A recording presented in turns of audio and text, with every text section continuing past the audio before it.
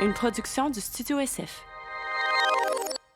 Bienvenue au Sans Filtre, le podcast où on parle de ce qu'on veut avec nos invités. That's it, je suis PH Quentin avec moi, Doom Plante. Yo. On se trouve en ce moment dans l'atelier. Il y a nos 3 espaces ici au Studio SF. Un espace qui est disponible pour location. Ça vient avec la technique, ça vient avec le technicien, ça vient avec le matériel. On s'occupe de tout. Vous n'avez qu'à penser à votre contenu.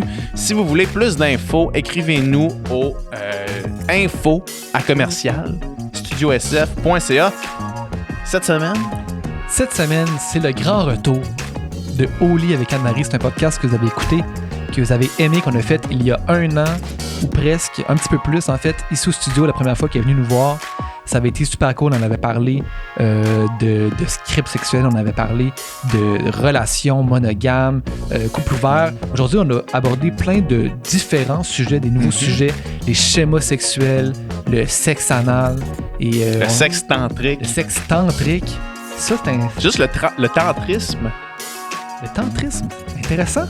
La différence entre un orgasme et un orgaste. C'est de tout apprendre, c'est quoi ces termes-là, c'est quoi ces différentes pratiques-là. Avec Au lit avec Anne-Marie, une invitée de podcast en or, est préparée, elle connaît son sujet, est à l'aise, est éloquente, est drôle. C'était vraiment un grand plaisir. Je pense que c'est pas la dernière fois qu'on va la voir, la petite Anne-Marie. Non, je pense pas. Sans plus attendre, on va aller remercier nos commanditaires et on vous laisse au podcast. Fait que bon podcast.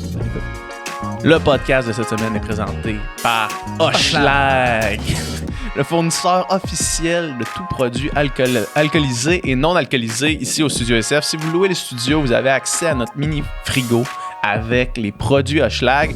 Puis là, après le grand succès l'année passée de leur Seltzer, ils viennent de lancer une nouvelle gamme de Seltzer à base de vodka.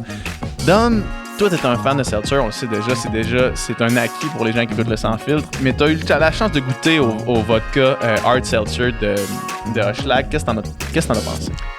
Écoutez, j'ai adoré, c'est un petit peu différent justement, je pense, mais je pense que j'aime encore plus ça. Impossible. Je te jure. Je te crois pas.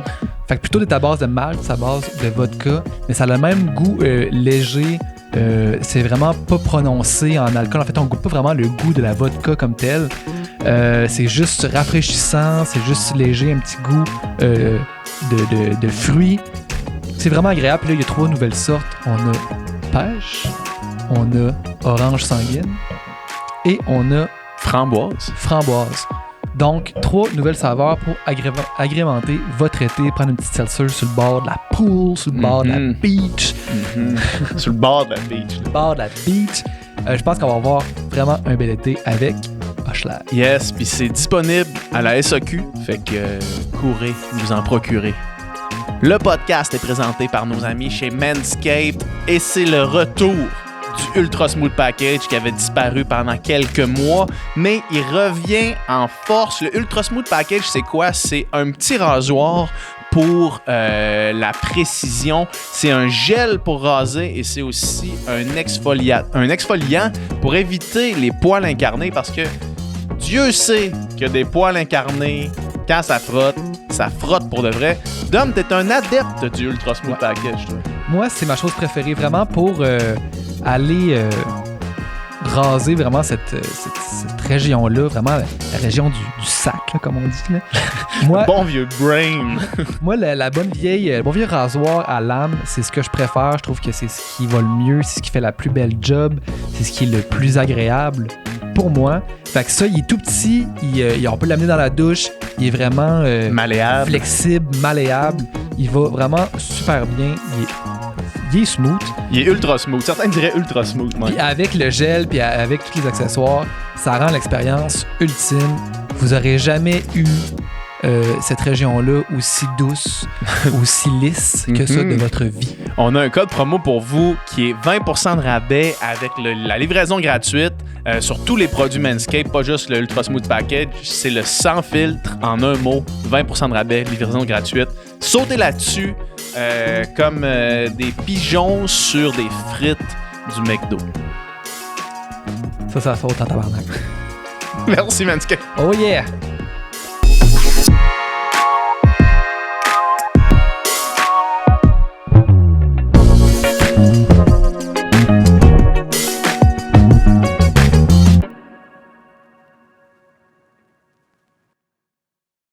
Anne-Marie, Allô? salut.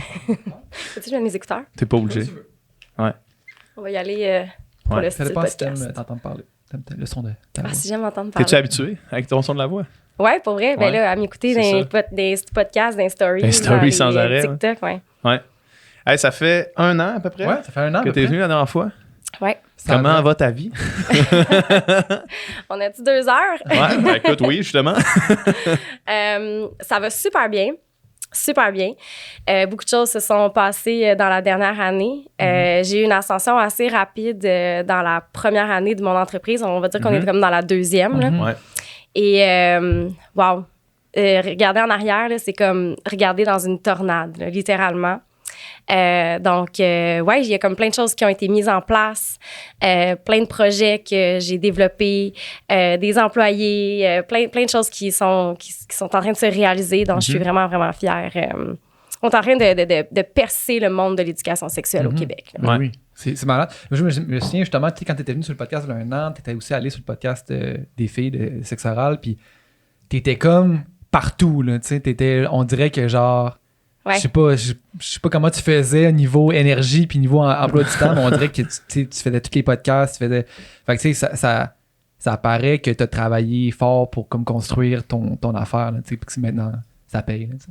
Ouais, ben je me rappelle, Nicole, je pense qu'on se voyait à toutes les semaines dans il ce y temps-là. a eu un genre, je me rappelle, un genre de 3 semaines où c'était comme venu 6 fois, je pense, de quoi de même là, au studio. Dans Ouais. l'autre local, avant. Ouais. Puis là, t'es-tu revenu dans ce local-ci? J'avais fait un podcast dans la nouvelle salle, mais là, c'est la première fois. D'ailleurs, superbe les locaux, vraiment. Ben, merci. Puis comme on disait tantôt, le podcast que tu avais fait avec nous, ça a été un de nos plus écoutés de l'année 2021. Tu sais. Mhm. Ouais. Fait que, comme de quoi que c'est un sujet qui attire tellement la curiosité, puis les gens veulent en fait apprendre puis entendre parler de sexe, de relations, parce que c'est universel en fait. Là, tu sais. Oui, bien, tous les êtres humains ont une sexualité. Même l'absence de sexualité est une forme de sexualité. Puis je pense qu'il y a tellement de mythes qui existent puis qui persistent que les gens sont juste tannés, ils veulent juste comprendre leur corps. Puis d'ailleurs, c'est les sujets les plus recherchés, tu sais, la compréhension du fonctionnement corporel, physiologique, biologique. On parle d'érection, d'orgasme, de point G, de clitoris. On parle d'éjaculation féminine. Fait, les gens veulent juste comprendre comment leur corps fonctionne. Puis cette information-là n'est pas accessible nulle part. Notre plus grosse source d'éducation, c'est la porno. Ouais. Donc, vers qui tu te tournes, vers quoi tu te tournes? Dans les écoles, on parle pas de ces choses-là. Puis si on en parle, on n'en parle pas dans une perspective où on peut inclure le plaisir. On va te faire peur avec les ITSS, on va te faire peur avec les grossesses non désirées. On va te faire peur avec la première fois, là, ça va te déchirer, ça va saigner, puis tu vas perdre quelque chose, alors qu'on gagne une expérience. Là. Je veux dire, tu t'épanouis en tant qu'être humain. Donc, il y a peu de sources d'éducation à la sexualité. Puis je pense que c'est ce qui fait un peu le succès aussi de la page Au lit avec Anne-Marie, puis des podcasts que je fais, puis...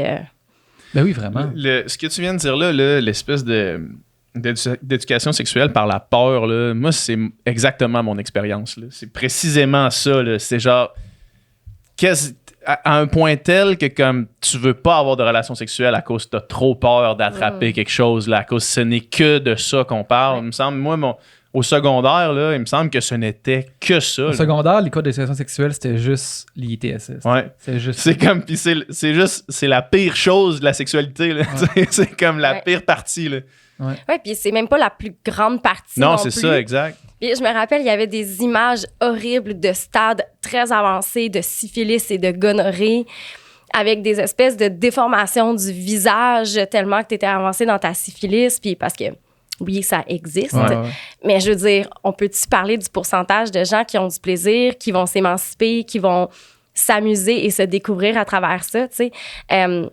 Hey, le condom sur une banane, tu sais, je veux dire... Sur l'avant-bras complet de notre prof de morale, je me rappelle vrai. tout le temps. Là. Ouais. Elle avait dit, elle voulait prouver aux filles que les filles, si votre chum il dit que c'est trop serré, là, ben regardez ça. Puis là, elle avait mis un condom jusqu'à son coude, puis elle avait dit, si votre chum il est amanché de même, avait dit comme s'il est vraiment comme une grosse graine, là, tu sais. Ben voyons donc, je meurs. Mais tu sais, moi, je regarde, c'est comme t'es là, t'es comme en secondaire 3. C'est genre, qu'est-ce que je regarde?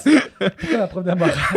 Ouais, la prof de morale en plus, là, c'est comme pourquoi c'est à elle qui revient la charge de nous parler de ça, là, tu sais? Ben, c'est exactement ça. Puis moi, ce que ça m'amène à penser, c'est que elle a-tu vécu une expérience négative, elle, avec ça, puis elle a projeté ça dans son éducation qui, on devrait pas... Tu sais, je parle pas de ma vie sexuelle sur les réseaux sociaux, là, c'est très rare. Puis si j'en parle, c'est parce que je sais que ça l'amène un point positif. Qui va au-delà de juste ton expérience à toi, là. Exact. C'est important de rester neutre dans cette éducation-là puis de pas transmettre. Puis c'est difficile parce que on est éduqué, on est programmé de différentes façons selon notre culture, notre religion, selon de où on vient, selon nos parents, selon bien des affaires, tu sais. Fait que c'est dur de pas amener des jugements de valeur dans l'information que tu transmets, mais ça, c'est clairement une expérience qu'elle a vécue puis qui était comme, Sûrement, là, la gang, là, ça vous arrivera pas. Arrêtez là. de les croire, là, ils vont vous bullshiter. Hey, un condom sur un avant-bras, tu sais, elle aurait pu se le mettre j'en sa tête reviens pas. rendu là, tu sais, c'est... Ouais, comme Alexandre Champagne, quand il allait dans les lives Qui faisait son personnage. il faisait son personnage, il mettait son condom juste en dessous de son nez, puis là, il soufflait, puis ça gonflait. Là. J'ai déjà fait ça. Ouais, qu'est-ce qui s'est passé? Dans un TikTok. Ah ouais? Non, ouais, pour prouver un point, moi aussi, mais Ouais. c'était juste parce que je trouvais ça drôle. Là. Ouais. Mais oui, effectivement, le monde sont comme... Ouais, j'avoue. Mais c'est vrai qu'il y a cet argument-là qui revient souvent. L'histoire de « Ah, c'est trop serré »,« Ah, je sens rien »,« Ouais. Ah... » Tu sais. Ouais, En tout cas. ouais. Ouais, moi, j'ai eu, probablement à cause de ça, là, à cause de la peur bleue qu'on m'avait mis des ITSS, j'ai pas eu beaucoup de relations sans condom, mettons. Là. Ça n'a jamais été un problème non plus, là, tu sais, d'en mettre un. Là. Ça n'a jamais été un issue. Là. Ouais. Jamais dû me trouver des raisons jusqu'à ce que je prenne un peu d'âge puis que là je décide de comme faire bon ben on va passer cette étape-là plus rapidement dans un genre de dans la game de dating mettons Ouais, tu sais. ouais. De faire ça intelligemment mettons. Quand tu dis passer l'étape plus rapidement, excuse-moi, qu'est-ce que tu veux dire? Ben, D'avoir la discussion. D'avoir la discussion de, tu sais, sans nécessairement aller passer un test, les deux, tu sais, puis attendre les résultats, d'avoir la discussion de faire avec, comme là, genre, ça fait 3-4 fois, puis comme, what's up avec ça, mettons, d'avoir une conversation honnête, là, puis de faire confiance à l'autre personne aussi. Même si, I guess que techniquement, faudrait que tu te fasses tester les deux, mais ça, tu sais, encore une fois, c'est genre, c'est le réflexe que j'ai à cause de ce que je me suis fait dire là, quand j'étais au secondaire. Là. C'est genre ultra safe là, de faire ça, mais genre, en tout cas. Ben, Je veux pas donner de conseils à personne. Loin de moi l'idée de genre m'avancer dans ce dossier-là, sauf que. Ultra safe le polar, tu parles? Non, moi c'était plus dans le sens pour les maladies, ok, les attends, infections transmises. Ah. Là, ouais. Mais tu sais, c'est un bon point que tu amènes parce qu'il y a des gens qui vont faire ça, tu sais, la première fois, ils vont se protéger. Ouais. Puis là, quand ça fait justement 3-4 fois, ils sont comme ah, on se fait confiance maintenant, Ouais. tu sais. On est rentré dans notre intimité, on sait on Ouais. est qui, on enlève la protection. Ouais. Mais c'est quoi la différence entre la première puis la 3-4e fois? Ben, il n'y en a pas, c'est juste que tu as une conversation. C'est ça. C'est juste que tu as une conversation puis que tu acceptes de faire confiance à l'autre personne, mettons. Ouais. D'avoir que l'autre personne a une sexualité saine puis qu'elle en prend soin, mettons. Mais Ouais. je comprends qu'il n'y a aucune différence entre la première fois, sauf que la première fois, tu connais pas l'autre personne. Tant que ça. Oui, non, mais clairement, puis tu sais, je te challenge pas là-dessus. Puis Non, mais il y a beaucoup de gens qui vont penser ça. Mais je sais pas si je vous ai déjà posé la question, mais est-ce que vous savez c'est quoi le symptôme le plus commun de toutes les ITSS, les infections transmises sexuellement et par le sang, ever, là? Le symptôme Le symptôme le plus commun, là, on les qu'on rassemble. peut là, voir ou qu'on... puis le symptôme le plus commun. Mais je sais pas. C'est une question piège. L'absence de symptômes. L'absence de symptômes. Chris, man. Ouais. Bonus, là. Ben, j'imagine. Ouais. Ouais. Fait que ça pue pas, ça gratte pas, ça chauffe pas, ça Ouais. coule pas. Donc, souvent, on n'aura pas de symptômes quand on a Ouais. une infection transmise sexuellement. Donc, c'est important de se faire tester quand on a... Il faudrait le faire comme à tous les partenaires. C'est ça. Mais là, tu sais, je peux comprendre que c'est pas tout le monde qui a envie de faire ça. Ouais. Mais c'est cool maintenant parce qu'avant, c'était le Q-tip là, dans l'urette. Puis maintenant, c'est moi, juste ça n'a un... jamais été ça. Non? Ah, C'était de l'urine, là. C'était genre... C'est ça, tu pisses c'était pipi dans ouais. un- c'est ça. Ouais. Moi aussi, j'ai le Q-tip, je sais pas comment. Le Q-tip dans l'urette, man. Ouh, ça se peut que ça te décourage d'y aller, là. Ouais. Ouais. Ouais, j'ai pas de pénis puis ça me fait mal. Ouais, là, c'est tu sais, ça. C'est comme... C'est pas parce qu'il n'y a pas de symptômes qu'on n'est pas contagieux. Right. Exact. Exact. Et puis ça, c'est vraiment, on va parler, mettons, d'herpès. Il y a des gens qui sont comme, moi, j'ai jamais eu de manifestation ever de toute ma vie, c'est sûr. J'ai jamais été avec quelqu'un qui avait des manifestations, etc. Puis je suis comme, ouais, mais ça veut rien dire. Non, mais je te le dis, là, moi, il n'y a jamais... Je comprends, mais on est 70% de la population à avoir le virus. Puis... 70%? C'est 70%, oui. Puis génital, c'est 1 personne sur 7 au Canada. Okay. Donc, c'est beaucoup de monde. C'est beaucoup de monde. Puis jamais tu vas parler à quelqu'un qui a contracté l'herpès, puis que cette personne-là va dire « j'ai frenché un feu sauvage ». Il n'y a jamais personne qui va dire ça. Donc, c'est vraiment quelque chose qui se transmet de façon insidieuse, sans le savoir. Puis tu peux pas savoir c'est qui te l'a transmis. Parce que ça se peut que tu l'aies en dedans de toi depuis 10 ans. Ouais, puis que là, il se réveille. Là. Voilà. Ouais. Donc, mais tu sais, à la fin de la journée, ça tue pas personne. Non, ça change pas grand-chose. Rien. Ouais. Puis quelqu'un qui, mettons, va avoir un résultat positif d'herpès, c'est quasiment mieux que quelqu'un qui le sait pas, parce que cette personne-là contrôle ses poussées, si elle en a, parce que c'est très peu de gens qui ont des manifestations physiques. Fait qu'elle, elle va contrôler ça avec peut-être la prophylaxie, une prise de médicaments tous les jours.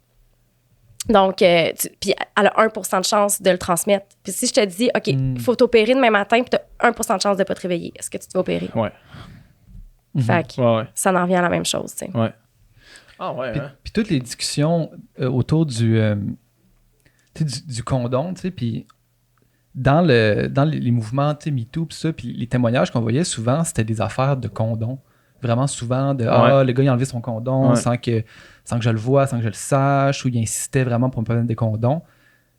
Ça m'a surpris à quel point, puis ça m'a aussi fait réaliser à quel point c'est important de respecter ça, mais tu sais, que ça soit comme une base puis une norme, là, puis ça qu'on n'ait pas besoin de devoir défendre ça ou devoir questionner ça à chaque fois. Là. Ça s'appelle du stilting. Ouais. C'est une pratique qui est vraiment très, très tendance chez les jeunes. Donc, de commencer d'entamer le rapport sexuel avec le condom, puis de l'enlever sans que la personne s'en rende compte pendant le rapport sexuel. Mais là, c'est comme t'enlèves une partie du consentement quand tu fais ça parce que la personne avait consenti à certaines conditions qu'elle aurait peut-être pas consenti au départ s'il n'y avait pas eu de condom. Moi aussi, j'avais été surpris de voir à quel point ça revenait souvent dans tous les témoignages qu'on voyait, là, dans les témoignages anonymes, là, ce genre d'affaires-là sur des... Tu sais, moi, je veux dire, of course, puis là, je dis ça, puis croyez-moi sur parole, là, tu sais, ou pas, là, vous faites ce que vous voulez, sauf que, genre, moi, c'est même pas quelque chose qui m'est déjà traversé l'esprit, là, tu sais, de faire ça, là. Mais I guess que c'est pas tout le monde c'est pas tout le monde qui pense comme ça, là. Sur ta plateforme, dans le fond, là, explique-moi qu'est-ce que tu fais, qu'est-ce que c'est. Puis les gens qui nous écoutent aussi, là. OK. Là, tu parles de mon Instagram, tu parles de... Non, ta plateforme d'accompagnement. Oui. Fait que, dans le fond, j'ai un accompagnement qui s'appelle Réponse sexuelle. Ouais. Puis sur cette plateforme-là, j'ai à toutes les semaines des ateliers qui sortent sur des sujets pour lesquels je me fais poser constamment les mêmes questions. Des ateliers que toi, tu donnes. Oui. Okay. Maintenant, j'ai de l'aide. Là, j'ai des sexologues qui m'aident à offrir les ateliers. Ça fait 1 an là, que la plateforme existe. Donc, on a parlé du désir sexuel, de la communication. On a parlé de l'orgasme, 2 mois de temps parce que les gens ont beaucoup de questions sur l'orgasme. On a parlé de l'anatomie. Parce que les gens ont besoin de comprendre leur corps. Si tu veux avoir des orgasmes, ça, c'est quelque chose qui me surprend tout le temps. Tu sais, les gens ne se sont jamais regardés dans un miroir nu. Puis là, je dis les gens, c'est surtout les personnes ayant un vagin, là, les femmes. Puis après ça, ils s'attendent à avoir un orgasme. Puis je me dis, mais il faut comme que tu puisses comprendre qu'est-ce qu'il y a là, puis le voir, tu sais. Puis donc, c'est plein de... On fait le mois du tantrisme en ce moment pour avoir une meilleure connexion avec soi, avec sa partenaire. Donc, à tous les mois, à toutes les semaines, on sort des ateliers. Ouais. On va revenir sur ça, continue. Oui. Ben c'est ça. Puis il y a des outils introspectifs. Fait que dans le fond, tout ce que je faisais en consultation, je me suis dit, les questions reviennent dans toutes mes consultations. Ils reviennent sur Instagram, ils reviennent dans les podcasts. Fait que pourquoi pas offrir les outils à un coût vraiment très moins élevé. J'invente des mots aujourd'hui, j'aime ça va bien. Ouais. Donc, c'est vraiment ça. Tu viens me voir en consultation, je te donne des outils. Ben là, au lieu de venir me voir en consultation, je t'éduque sur le sujet parce que selon moi, il y a un très grand pouvoir de transformation à travers l'éducation. Donc, c'est ce qui se passe sur cette plateforme-là. Et il y a des femmes qui ont atteint l'orgasme pour la première fois grâce à cette plateforme-là, une reconnexion avec les partenaires. Ça doit être quand même gratifiant là, quand tu reçois un message de ça. Puis, je veux dire, mettons des femmes dans trentaine, quarantaine, entre 20 et 40, c'est surtout ces gens-là que je rejoins. Puis qui atteignent l'orgasme pour la première fois, je veux dire, c'est life-changing. Ben oui. Ouais.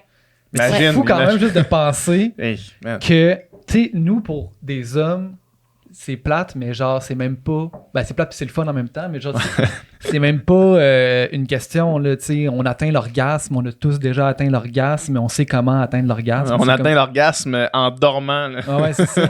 C'est pas quelque chose qui est difficile à atteindre qui est mythique, mais de penser que pour certaines personnes, puis surtout des femmes, que ça soit comme quelque chose qu'ils n'ont jamais vécu ou de aussi difficile ou inaccessible, c'est quand même... c'est fou. C'est fou, mais hein? Ouais. J'ai fait une chronique ce matin à la radio sur justement les rêves érotiques et les orgasmes nocturnes. Puis c'est 80% des hommes qui vont avoir des orgasmes nocturnes versus 40% des femmes. Okay. Donc, il y a quand même un gap même dans là. le sommeil. Là. Oui. Mais j'ai l'impression que, tu sais, l'homme, l'organe est à l'extérieur du corps. Puis les femmes, c'est plus comme le clitoris est majoritairement interne, ce qui fait qu'il est moins facile d'accès, puis on a plus d'incompréhension par rapport à comment le stimuler. Donc, j'ai l'impression que ça joue un peu contre nous, finalement. Là. Ouais, parce que probablement, de mon expérience, les rêves que je fais, c'est des rêves vraiment graphiques, puis je sais exactement, mettons, qu'est-ce dans la vie, mettons, mon conscient et mon subconscient est au courant de quoi faire pour atteindre l'orgasme, mettons. Fait que quand je dors, c'est sûr que mon rêve s'en va directement dans cette direction-là.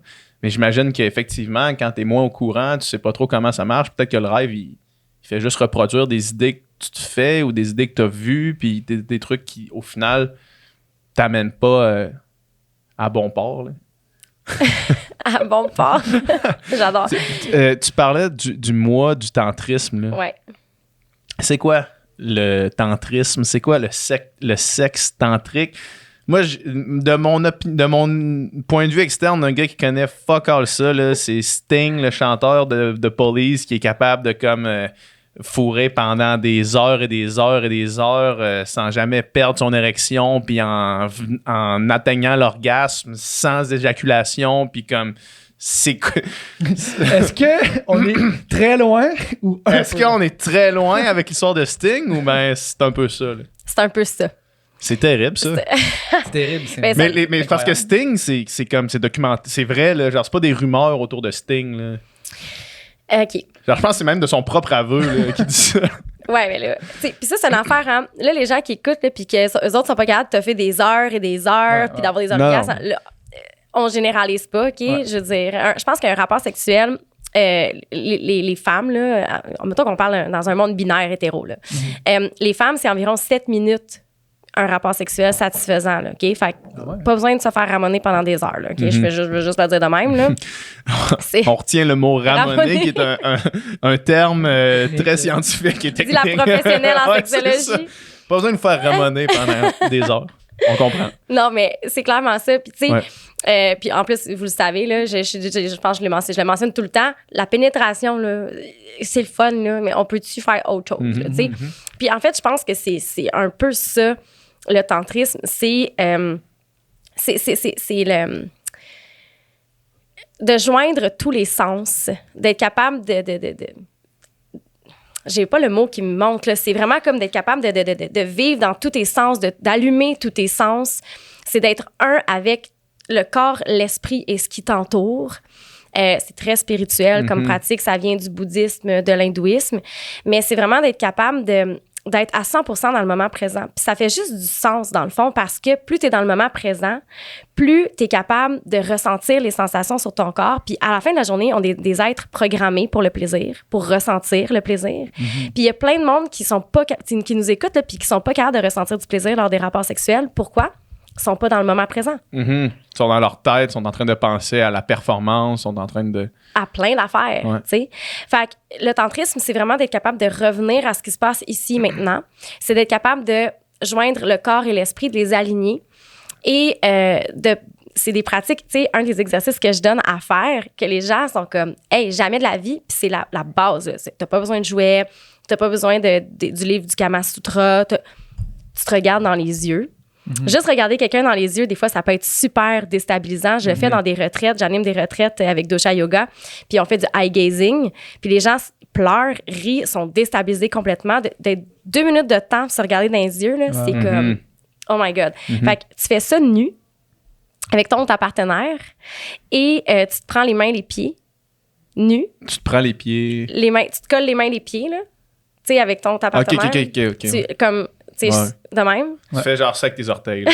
Tu croises tes orteils. C'était les orteils assez longs, certaines personnes. Fait que, tu te colles les mains, les pieds, puis là, tu te regardes dans les yeux, puis une fois que tu es devenu à l'aise avec ça, ben tu matches ta respiration. Puis ça crée une espèce de bulle. Tu reviens dans le moment présent, puis tu es tellement concentré sur le regard puis sur la respiration, tu peux pas faire autrement que d'être ici. Fait que ça l'accentue fois 1000 les sensations qui peuvent survenir après. Puis là, tu peux commencer le rapport sexuel en continuant à matcher la respiration, puis tu peux t'embrasser en te regardant dans les yeux, tout faire en regardant dans les yeux, ça apporte tellement une intensité, là. Fait que ça, c'est une partie du tantrisme. Puis le tantrisme, on voit vraiment ça comme, on associe ça à la sexualité parce que c'est souvent dans cette optique-là qu'on en parle, mais ça peut être dans toutes les sphères de ta vie, là. C'est juste d'être dans le moment présent, finalement. C'est un grand mot pour dire. D'être connecté avec tout. Exact. Connecté, puis essayer de c'est un peu une forme de méditation en même temps d'être la sexualité. Oui. Le sexe centré. Exact. Puis d'être en connexion avec toi-même, mais genre avec ta partenaire aussi, j'imagine. Essayer d'être le plus aligné. Connecté, ouais. Oui, parce qu'à la fin de la journée, c'est ce que tu veux vivre dans un rapport sexuel. Tu sais, tu veux avoir du plaisir, puis on associe tellement ça à avoir un orgasme. Puis même, j'ai le goût de dire d'avoir un orgaste. Je sais pas si on avait déjà parlé de la distinction entre l'orgaste puis l'orgasme. Non. OK. Non. Donc, l'orgaste, ça va vraiment être toutes tes sensations physiologiques. Ça va être la montée des tensions jusqu'au point culminant. Puis ça va être comme la sensation au niveau des organes génitaux. C'est ton corps, c'est ton plancher pelvien, c'est tout ce qui est vraiment physique. Mais l'orgasme a une composante qui est émotionnelle. Donc, souvent, dans les rapports sexuels, on est tellement focusé sur l'orgaste qu'on se rend même pas compte qu'on n'a pas d'orgasme. Puis on veut arriver à avoir un orgasme. Puis un orgasme, c'est comme ça te pétille dans le cerveau, là. En plus de te pétiller dans les organes génitaux, là. C'est comme, c'est ton corps au complet, c'est ton être, c'est émotif. Puis, tu sais, il y a des gens qui vont pleurer ou rire après avoir eu un orgasme parce que c'est tellement d'émotions en même temps. C'est une explosion d'émotions. Mais il y a plein de gens qui vont jamais le vivre parce qu'ils sont tellement concentrés sur la technicalité puis les organes génitaux et tout ça. Donc, d'être capable de pratiquer des pratiques comme le tantrisme, ben là, ça t'amène plus loin dans tes sensations, puis il y a tellement de styles de sexualité, là, je pars, là, mais tu sais, on pourrait parler des schémas érotiques, tu sais, t'as un schéma énergique, t'as un schéma sensuel, sexuel, coquin et métamorphe qu'on appelle. Ouais. Ben, je voulais te poser la question parce que j'ai vu sur ton Instagram ça, puis j'avais jamais entendu parler de ça. Ouais, c'est comme révolutionnaire. Là. OK. C'est révolutionnaire. C'est quoi ces 5 types de manières de vivre sa sexualité ou préférences un peu? Ouais. C'est ça? Ouais, fait que c'est 5, j'ai goût de dire personnalité. OK. En anglais, c'est les 5 Erotic Blueprint. OK. Puis c'est pas moi qui ai inventé ça. La personne qui est à la tête de tout ça s'appelle Jaya Ma. C'est une sexologue clinicienne ça fait des décennies qu'elle étudie ses clients. Puis il y a des gens qui vont la voir pour savoir, je me comprends pas sexuellement. Puis des fois, on sait même pas qu'on se comprend pas. Je me sens incompatible avec ma partenaire. On est dans une impasse, qu'est-ce qu'on fait? C'est juste que vous parlez pas le même langage. Vous avez pas la même personnalité sexuelle. Puis c'est pas parce qu'on n'a pas la même personnalité sexuelle qu'on est automatiquement incompatible. Mais c'est comme les 5 langages de l'amour un peu. Ouais. Fait que c'est, comme j'ai mentionné, t'as énergique, sensuel, sexuel, coquin. En anglais, c'est kinky. Ça se rapporte au fétiche, tout ce qui est tabou. Puis t'as métamorphe. Métamorphe, c'est littéralement, t'es égal tous les autres que j'ai nommés avant. OK. Tu peux passer d'un à l'autre, j'imagine. Ou t'es en même temps, les 4. Ouais, exact. T'es en même temps les 4. Fait que t'es très... tu sais, c'est genre... c'est le partenaire ou la partenaire que tu veux avoir parce que c'est sûr qu'elle va se matcher à toi. Ouais. Puis, on peut-tu les décrire un peu, Ouais, mettons, c'est ça. chacun? Ouais. Ça va être ma prochaine question. Oui. Donc, le premier, c'est énergique. Ouais. Ça, c'est des personnes qui vont être capables d'expérimenter des orgasmes sans nécessairement se faire toucher. Puis là, il y a des gens qui vont être comme, c'est même pas vrai. Ben oui, parce qu'on a parlé d'orgasme nocturne tantôt. Ouais. Mm-hmm. Puis on a parlé de Sting. Oui. Puis, OK. Puis on peut aussi aller écouter la saison d'Occupation Double Bali où est-ce qu'il y a un bel exemple d'orgasme sans se toucher. Ouais. On va revenir là-dessus. Mais on peut y revenir parce que... OK, on va y revenir. OK. Mais oui, ben c'est exactement ça. Ouais. C'est l'état de Kundalini là, qu'on appelle. Fait que là, les gens c'est difficile à comprendre parce que les gens sont comme, oui, mais est-ce que ça implique un orgasme des organes génitaux? Un orgasme, ça implique pas nécessairement les organes génitaux. Tu sais, je me rappelle, j'avais un prof qui me disait, si tu te grattes le lobe d'oreille puis tu as un orgasme, c'est valide. Là. Mm-hmm. On se rappelle de notre prof de morale qui, elle, c'était entre les deux doigts. C'est pas vrai. C'est La même prof. La même prof. Elle arrive pour changer de vitesse. Elle conduisait. Puis là, son chum, il a flatté le doigt. Il a fallu qu'elle arrête. Puis elle a atteint l'orgasme. Mais Je sais pas si elle a atteint l'orgasme ou si, genre, ça l'allume complètement. Là, Ah genre. ouais. Faut que je comprenne. C'est qui cette Ben prof? là, écoute. On la salue d'ailleurs. Salut. Mais elle vous disait ça dans les cours? Ouais, ça c'était dans un cours. Là. C'était la seule année où est-ce qu'on était les deux dans la même classe. Mais je pense... Mais OK, continue. Ouais, Continue. OK. Est-ce que tu poses cette question-là parce que c'est bizarre mettons qu'un prof ou qu'une prof Raconte. raconte ses expériences personnelles dans un cours? C'est parce que ça dépend dans quel contexte. Ouais. Mm-hmm. Peut-être dans un contexte, on parlait de... C'était pas un cours de maths, là, mettons. Hein? Ouais, non, mais un problème Donc, moral. l'hypoténuse est ici, puis quand elle me fait flatter là, ça me met en tabarnak. Non, mais... Non, puis je trouve ça...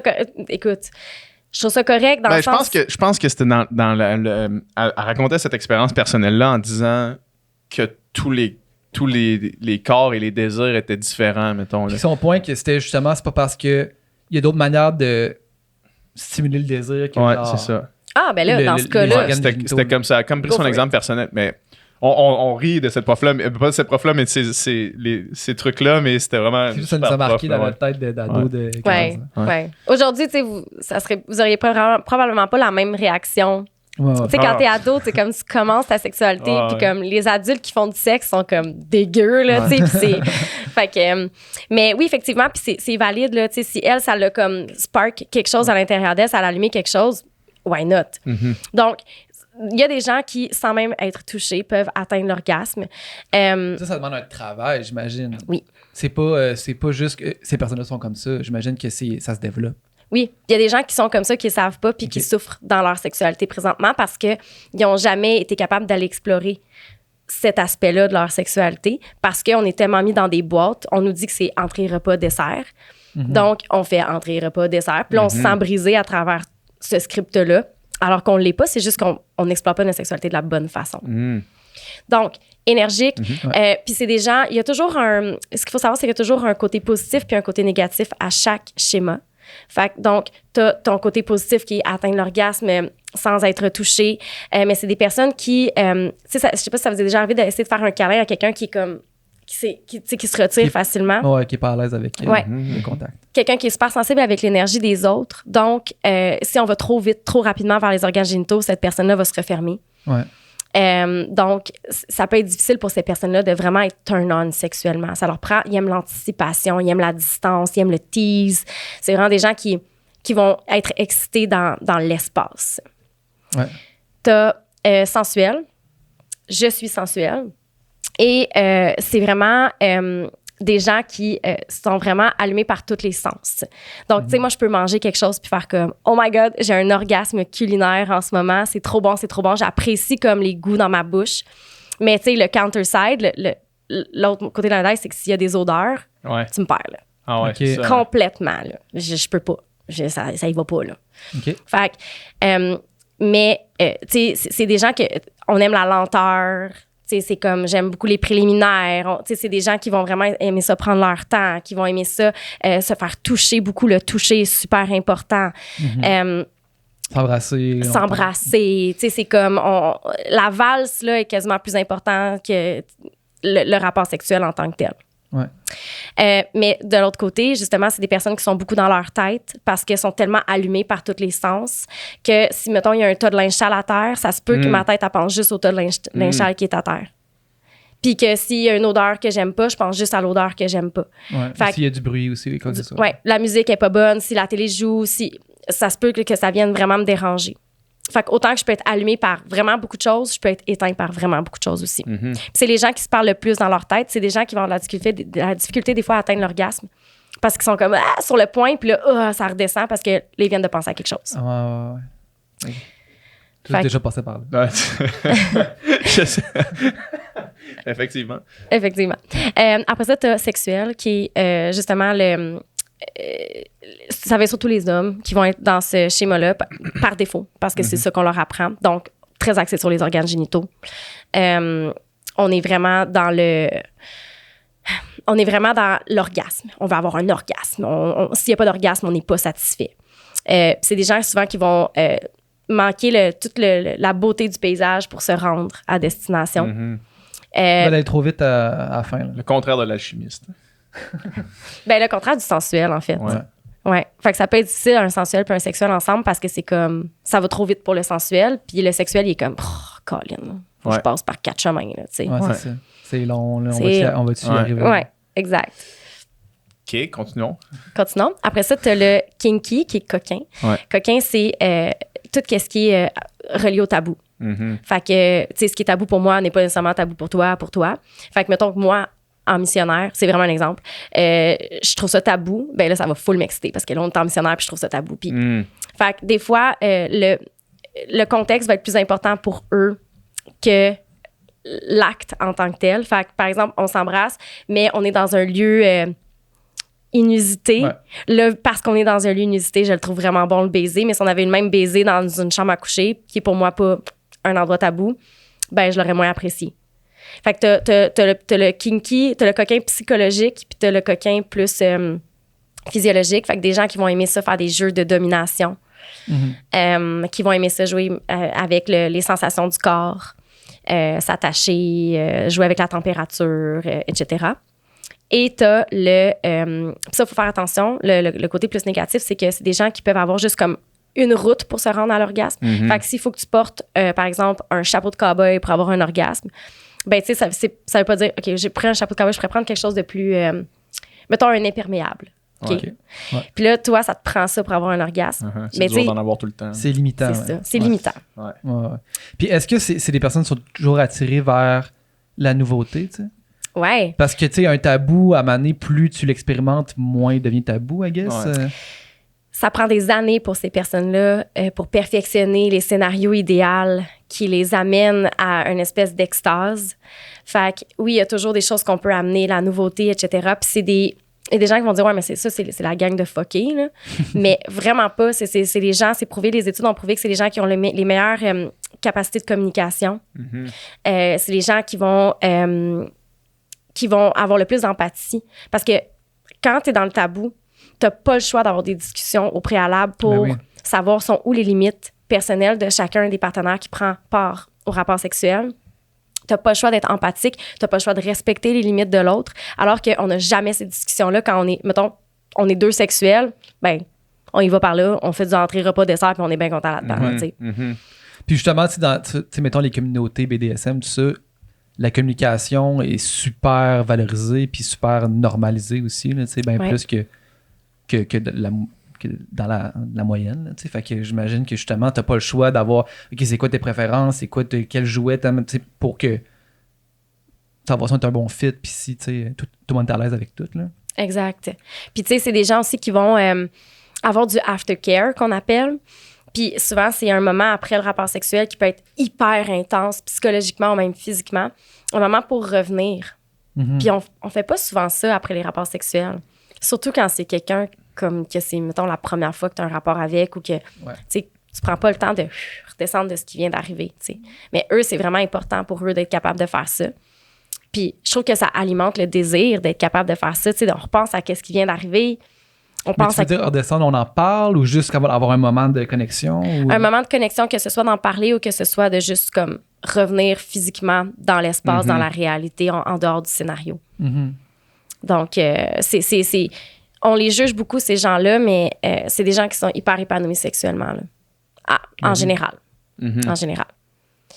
Puis après, tu as le métamorphe. En anglais, ça s'appelle shapeshifter. Puis comme j'ai mentionné, t'es littéralement toutes les autres que je viens de nommer. Tu te reconnais dans tous les autres également, là, pas un ou deux. Non, t'es littéralement les 4. OK. Puis ça fait des partenaires absolument extraordinaires.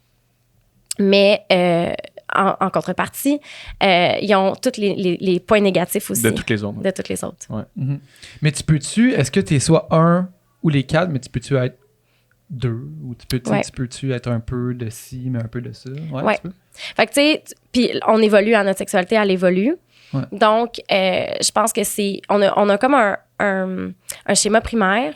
Puis après ça, tu peux développer tes autres schémas.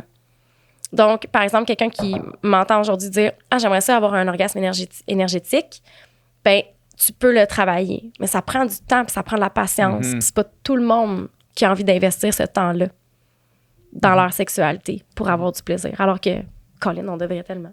Tantôt, tu disais, c'est pas parce qu'on n'est pas le même schéma que c'est vous à l'échec. C'est qu'est-ce qu'on fait, mettons, quand un est le 4e, je me souviens plus des noms, mais tu sais, un il est le sexuel, le sensuel, puis l'autre est tabou, là, tu sais. Ouais. Comment qu'on réconcilie ça? Ben, tu sais, par exemple, sensuel, tu as dit sensuel et tabou? Ouais. C'est tellement facile de trouver des choses qu'on est capable de faire ensemble parce que le sensuel... La chèvre va juste être dans le coin de la pièce. Genre... Non, c'est ça. Non, mais, tu sais, on parle d'amener des accessoires, ça peut être juste comme une plume, ça peut être... Puis là, le sensuel aime ça, se faire toucher, aime ça vivre des sensations sur son corps. Puis là, la personne qui est dans le tabou, ben, va peut-être amener un objet que pour lui ou elle est tabou. Donc, peut amener ça avec le sensuel, lui faire découvrir des sensations. Donc, il y a toujours moyen de trouver un terrain d'entente entre les deux. Puis, j'ai remarqué que souvent, quand ton schéma primaire est comblé, après ça devient facile de t'ouvrir aux autres schémas. Donc, si tu es avec un ou une partenaire qui est différent de toi, de combler son schéma fait en sorte que le partenaire va souvent s'ouvrir aux autres schémas, donc s'ouvre par conséquent à ton schéma aussi. Ouais, je comprends. Tout ça moi, mettons, je l'applique à ma vie, mettons, puis à mes relations passées, mettons, là, puis maintenant, après t'avoir entendu discuter de tout ça, je suis capable de vraiment mieux expliquer pourquoi dans une relation passée, la sexualité était quand même, pas problématique, mais était loin d'être satisfaisante pour tout le monde, là, tu sais. Puis pourquoi dans une autre relation après ça, c'était comme, OK, là, genre, pile à la même place, tu sais. Ouais. Puis là, maintenant, I guess que maintenant, je vais être capable de le verbaliser, mettons, là. Sauf que c'est quand même chiant, tu sais, mettons. Ben, c'est quand même chiant. C'est quand même touché parce que si t'es pas sur le même schéma, ça peut être poche, là. Puis si la sexualité... ça peut être poche. Si la sexualité est poche, c'est poche, là, tu sais. Ouais. Mais je pense que, tu sais, ce que je remarque quand tu dis ça, tu sais, c'est à quel point, justement, il y a des différences d'une personne à l'autre dans comment on vit notre sexualité puis qu'on veut la vivre. Puis, tu sais, quand... Tu sais, moi, ça m'est arrivé, tu sais, mettons, d'être en relation, puis là, pendant des années, t'es sur une certaine longueur d'onde avec ta partenaire, puis mettons que, je sais pas, les deux, on est sexuels, puis là, la sexualité, ça se passe comme ça. Puis là, t'arrives avec une nouvelle personne, puis si, tu sais, pour toi, la sexualité, c'est comme ça, puis ça a toujours été comme ça, puis la personne avec qui tu as été a tout le temps été satisfaite que ça soit comme ça, c'est facile de penser que ben, si je reproduis ça, ça va fonctionner, puis la personne va être satisfaite, puis là, tu fais ça, puis là, finalement, c'est comme...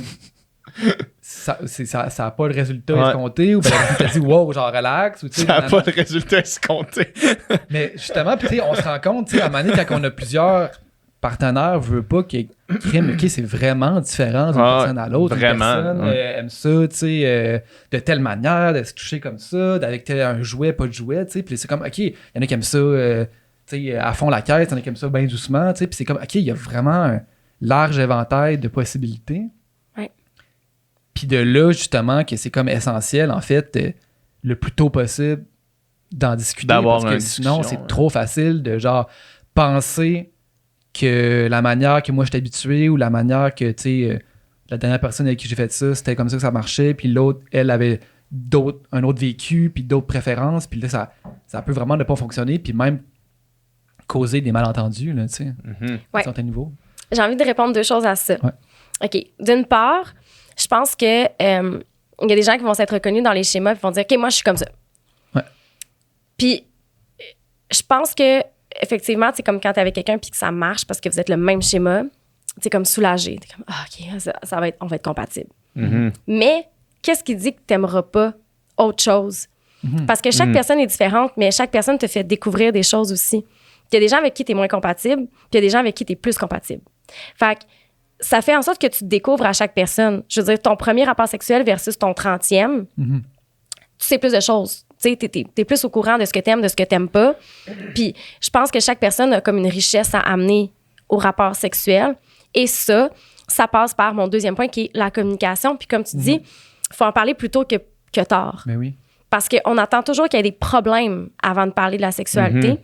Puis là, ça fait des années qu'on se côtoie, ça fait des années qu'on fait du sexe ensemble de la même façon parce que clairement, on a trouvé le chemin. Ouais. Fait que là, on fait pas d'autre chose que ce chemin-là la plupart du temps, en général. Puis là, on se parle pas, on a des rapports sexuels dans le silence, on se rhabille, on vit nos vies. Ouais. Puis là, il faut en parler parce que là, je me rends compte que, oups, je pense que j'ai envie de découvrir autre chose. Comment est-ce que je fais pour en parler? Oups, j'ai faké l'orgasme. Pendant des années, comment est-ce que je fais pour en parler? Puis j'en ai là, du monde qui vient me voir et qui me disent comment je fais là, maintenant là, pour expliquer ça. Mais oui. Pour sortir le chat du sac. Ouais. Mais, tu sais, on avait parlé aussi quand tu étais venu la dernière fois, puis c'est que plus on attend, justement, plus c'est extrêmement difficile d'amener ça. Ça fait 3 ans C'est comme tout, là. qu'on fait quelque chose, puis que là, c'est comme devenu un peu dans les règles non écrites du Plus couple. le mensonge est long, Ouais. plus c'est tough d'en s'en sortir. Ouais. Là. Ouais. Puis tu sais, ce qu'on parlait, puis c'est encore vrai, puis ça sera toujours vrai, tu sais, d'être le plus honnête possible, je pense, d'entrée de jeu, tu sais, dès le début, que ce soit sexuellement ou que ce soit sur tous les aspects, avec ta partenaire, ça fait qu'il n'y a pas 2 ans et demi plus tard, un genre de « Hey, tu sais, telle affaire, dans le fond, finalement, ça serait peut-être plus ça. » Puis c'est comme, ben là... Je fais ça toutes les fois. Ça fait 2 ans que c'est comme ça, puis tu me l'as pas dit, puis nanana, fait que... C'est gênant, là. Ouais. Tu sais, t'es comme, ah, moi, j'étais sûre que c'était mon trick, là. Tu sais, je pensais là, que tu tripais quand je faisais ça, là. Ouais, non.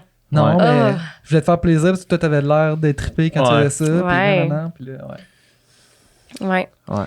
Fait que je pense que les schémas ouvrent des portes. Tu sais, quand tu comprends que la sexualité, elle sort d'une boîte, là, puis que tu te donnes cette permission-là, je pense que les schémas viennent apporter une autre perspective, puis te donnent la permission d'explorer autre chose aussi.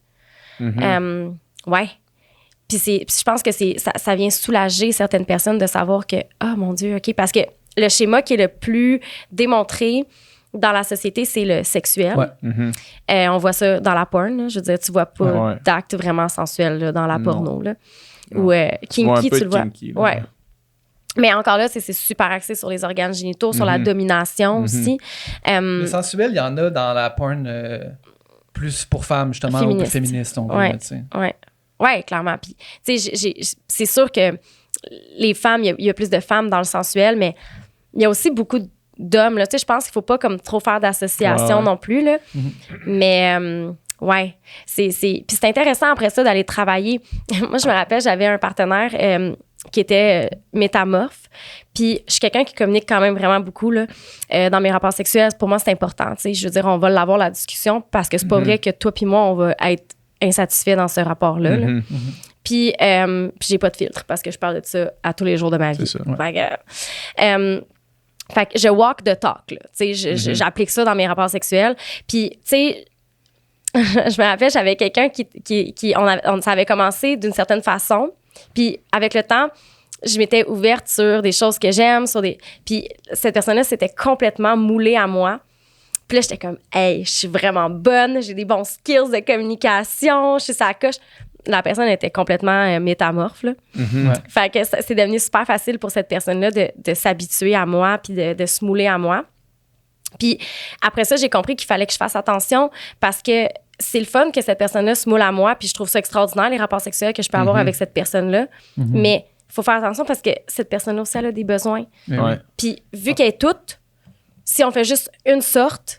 Mais c'est ça, on peut-tu, tu sais, est-ce que le métamorphe, on peut-tu être trop métamorphe, on peut-tu trop se mouler à l'autre puis finalement oublier ses propres envies? Hein? Oui, puis ça, c'est un des côtés négatifs du métamorphe. C'est de tellement vouloir plaire, de tellement vouloir se mouler à l'autre. Puis ça peut être renforcé par l'anxiété de performance, puis dire que c'est ton rôle à toi de rendre le rapport sexuel satisfaisant. Que oui, tu sais, quelqu'un peut complètement s'oublier puis va être malheureuse dans sa sexualité. Là. Donc, puis les métamorphes vont souvent dire qu'ils n'en ont jamais assez. C'est des gens qui sont hyper... Tu sais, les autres, là, ils peuvent y aller là, pendant des heures. Tu sais, ton affaire de... Sting. Écoute, là... Métamorphe. Parce qu'ils peuvent tout faire, ils ont envie de tout faire. Tu sais, c'est comme... Ils sont jamais rassasiés. Tu sais, ils ont comme un peu ce sentiment-là. Puis ils se sentent un petit peu à part dans leur sexualité aussi, tu sais.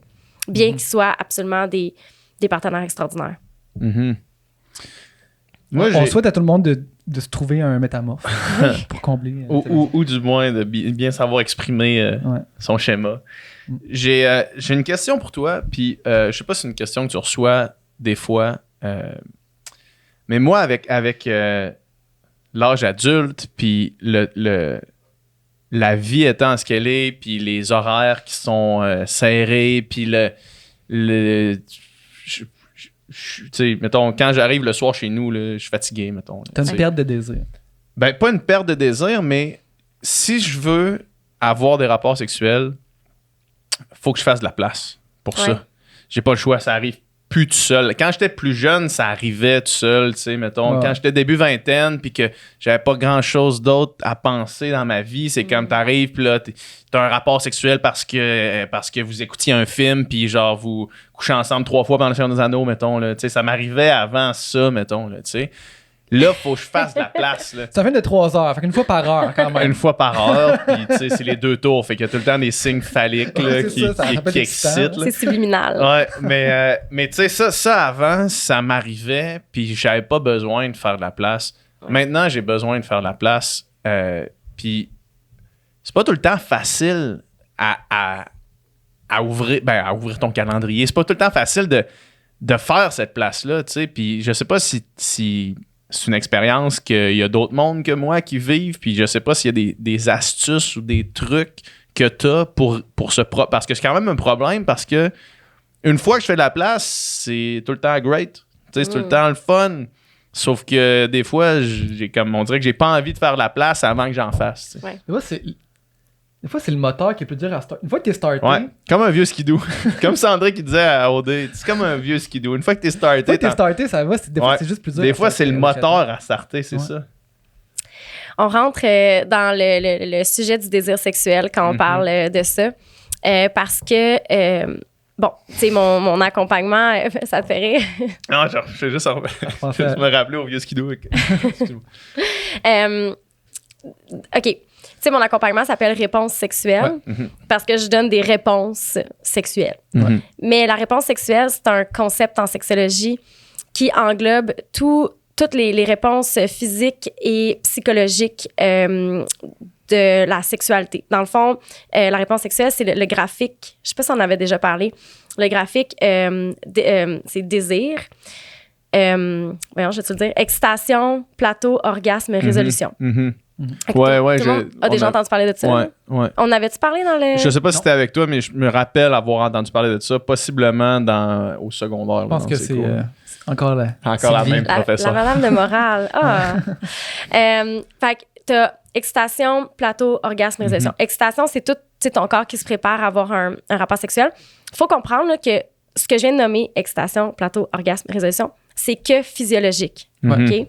Tu peux avoir, puis là, je suis désolée, trigger warning, une agression sexuelle puis passer à travers toutes ces étapes-là. OK? C'est que physiologique, c'est un réflexe du corps, c'est ton corps qui fonctionne comme ça. S'il y a quelqu'un qui a ce trigger-là, il n'y aura pas beaucoup de temps pour peser sur pause. Ouais, je suis désolée. Il va falloir qu'il sorte son cellulaire de sa poche. Je veux dire, comme la fille, je suis désolée. Non, ça va. Fait tu sais, c'est... Puis c'est tout ce qui est érection, lubrification, etc. Après ça, ton plateau, c'est pendant le rapport sexuel, tu as l'excitation qui monte, qui descend, qui monte, qui descend. Puis après ça, tu as ton orgasme. Et tu as la résolution. La phase de résolution, elle est plus longue chez les hommes que chez les femmes. Les hommes, surtout en gagnant en âge, vont avoir besoin de plus de temps entre les rapports sexuels parce qu'avant qu'on puisse revenir à l'excitation, le corps a besoin d'une pause. Fait que ça, c'est physiologique. Puis avant ça, tu as la phase du désir qui fait partie de la réponse sexuelle. Puis des fois, puis pourquoi je vous explique tout ça, là, ça a l'air long, là, mais c'est que tu dis, quand je suis startée, ça me tente, c'est que tu peux interchanger l'excitation puis le désir dans la courbe. Donc, il y a une stimulation qui amène à l'excitation qui est érection, lubrification, etc. Donc, une fois que ton corps il est starté au niveau réflexe, tu as le désir psychologique, tu as la partie psychologique qui peut embarquer. Fait qu'il y a beaucoup de gens qui sont comme, j'ai pas de désir, mais une fois que je suis startée, ça me tente. Puis je leur dis, ben oui, c'est parce que tu inverses les deux phases. Fait que c'est pour ça que des fois, c'est important de se mettre du temps dans son calendrier, même si on n'a pas nécessairement tout le temps envie. Bien sûr, il faut que le consentement soit là. Ouais. Mais de dire, c'est vrai que j'ai du plaisir, puis c'est vrai que j'ai envie de vivre ce genre de sexualité-là où j'ai des rapports régulièrement avec ma partenaire ou même en solo. Puis dire, je sais qu'une fois que ça commence, c'est parce que j'interchange mes deux phases dans la courbe de la réponse sexuelle.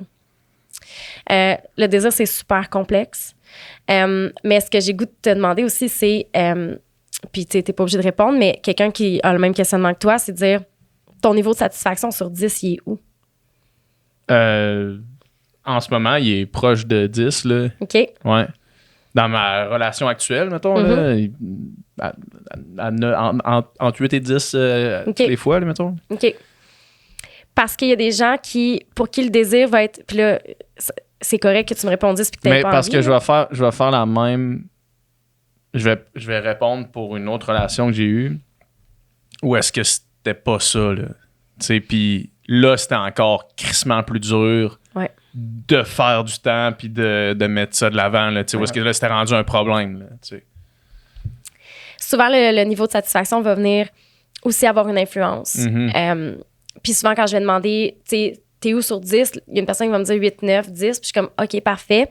Mais là, tu sais, la personne est assise devant moi. Fait que définitivement, il y a quelque chose qui fonctionne c'est ça, pas. déjà Là. de base. Ouais. Fait que là, je vais dire, OK, puis si tu peux faire quelque chose, amener des ingrédients de plus dans ton rapport sexuel, ça serait quoi? Puis souvent, on va me répondre des choses que la personne ne fait pas. Fait que là, je vais dire, OK, fait que tu voudrais rajouter tout ça, mais tu me dis que tu le fais pas. Donc, je te repose la question. 1 à 10. Et où ta satisfaction?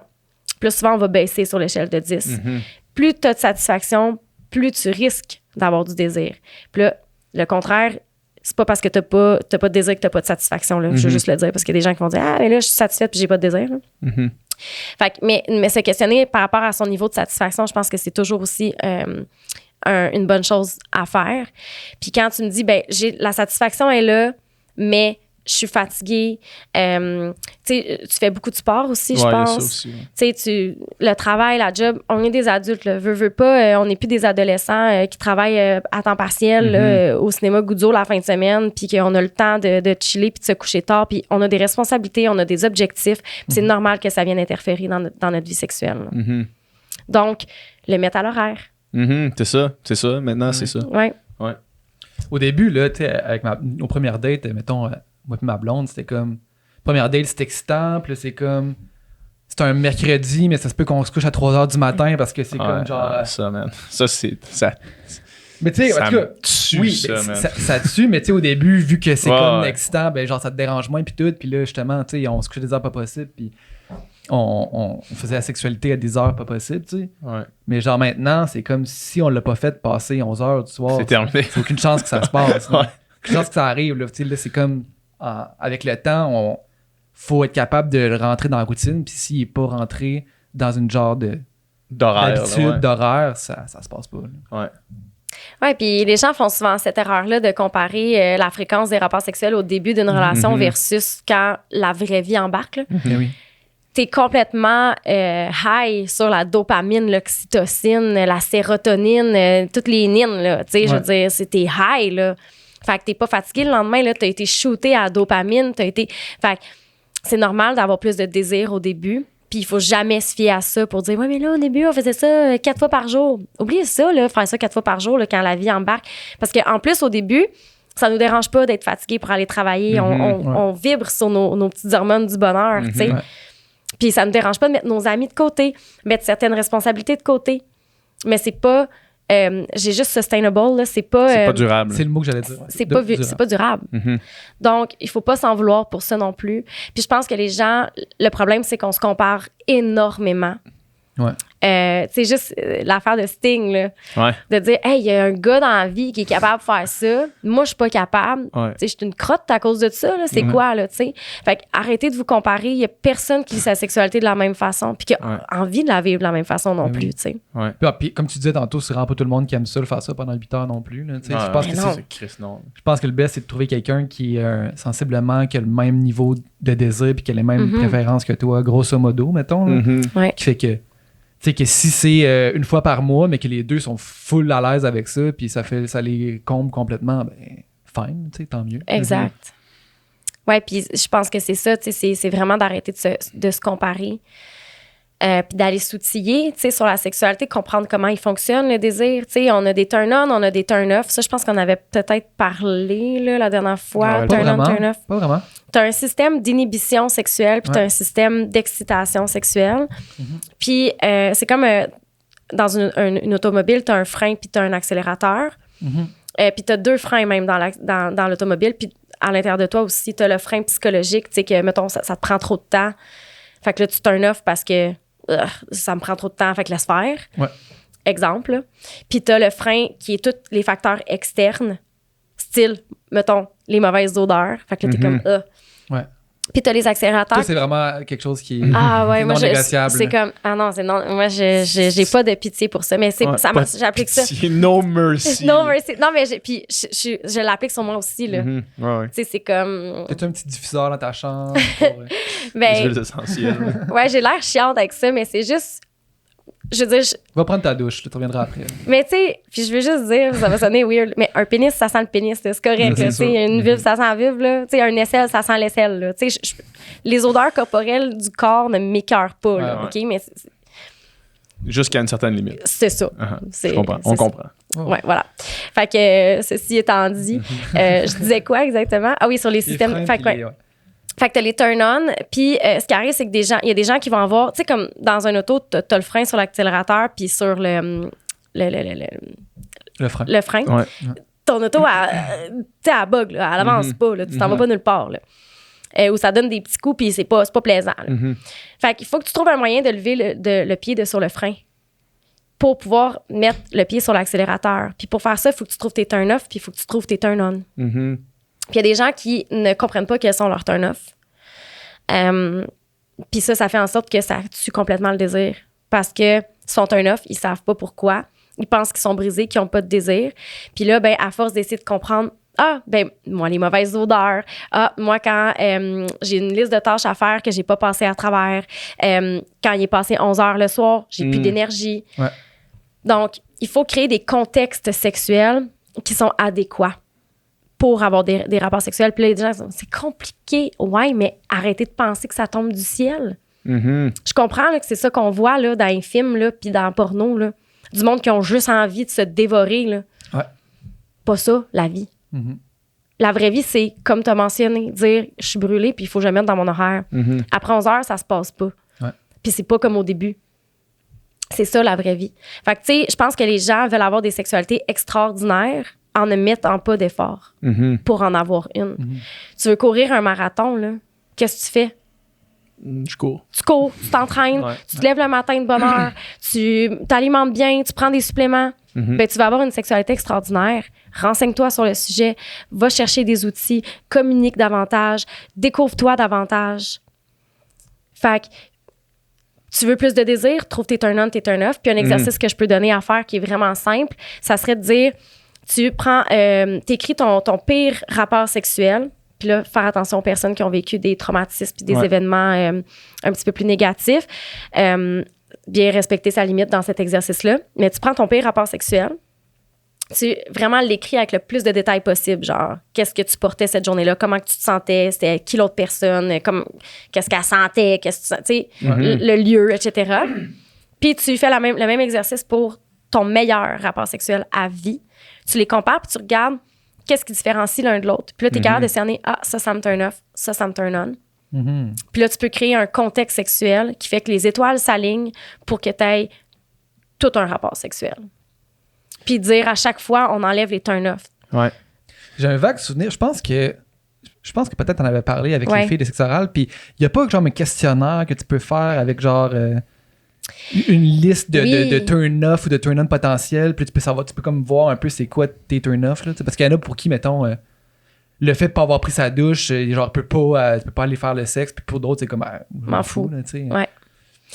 Oui. Il me semble que Oui, il y a un livre qui s'appelle Come As You Are de Emily Nagoski. Désolée pour le...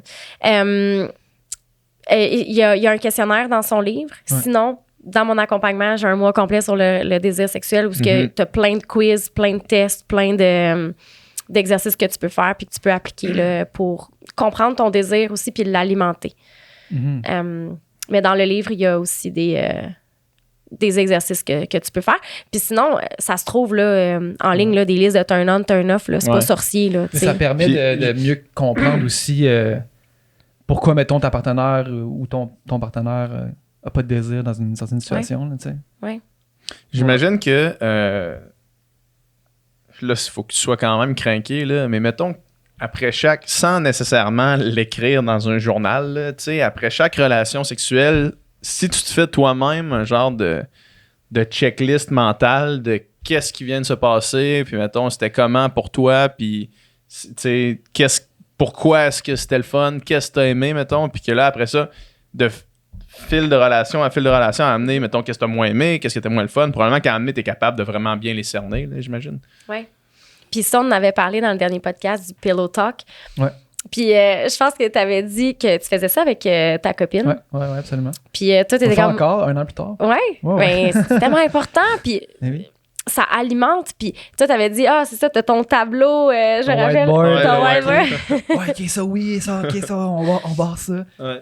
Mais à chaque fois, on fait un petit... Et puis, as-tu aimé la sexualité? Puis là, on parle de ce qui vient de se passer. Comment tu trouves ça? De faire ça? Est-ce que tu as l'impression que ça alimente ta sexualité positivement? Oui, absolument. Ben oui, c'est sûr. C'est sûr. Puis des fois, c'est comme... Des fois, tu penses que tu connais l'autre, mais il peut y avoir encore des surprises un an et demi plus tard. Là, OK, ça, more of that, ça... Puis des fois aussi, ça dépend des journées, ça dépend des contextes. Puis c'est ça qu'il faut comme essayer d'apprendre à gager. Là, je veux dire, il y a des journées que ma blonde, elle aimerait ça, que ça soit vraiment justement très sensuel, super en douceur, super, Mais toi, t'as de l'énergie accumulée, là. Puis, non, mais... des fois, je vais être dans ce mood-là, mais des fois, je vais dans un autre mood, puis là, c'est juste des fois aussi, de se parler de ça. Mais oui, c'est sûr que ça alimente, puis ça fait qu'on tombe pas dans des patterns, dans des routines ou dans des genres de vues qu'on s'en parle pas, mais là, il y a quelque chose qui a comme pas été fameux pour un des deux, mais là, on n'a pas parlé, fait que là, on reproduit ça, puis là, on peut tomber dans une genre de... Fait que c'est de le casser tout de suite, en fait, d'en parler à chaque fois, ça fait qu'il n'y a pas de mauvais pli, mettons, qui se crée, là, tu sais.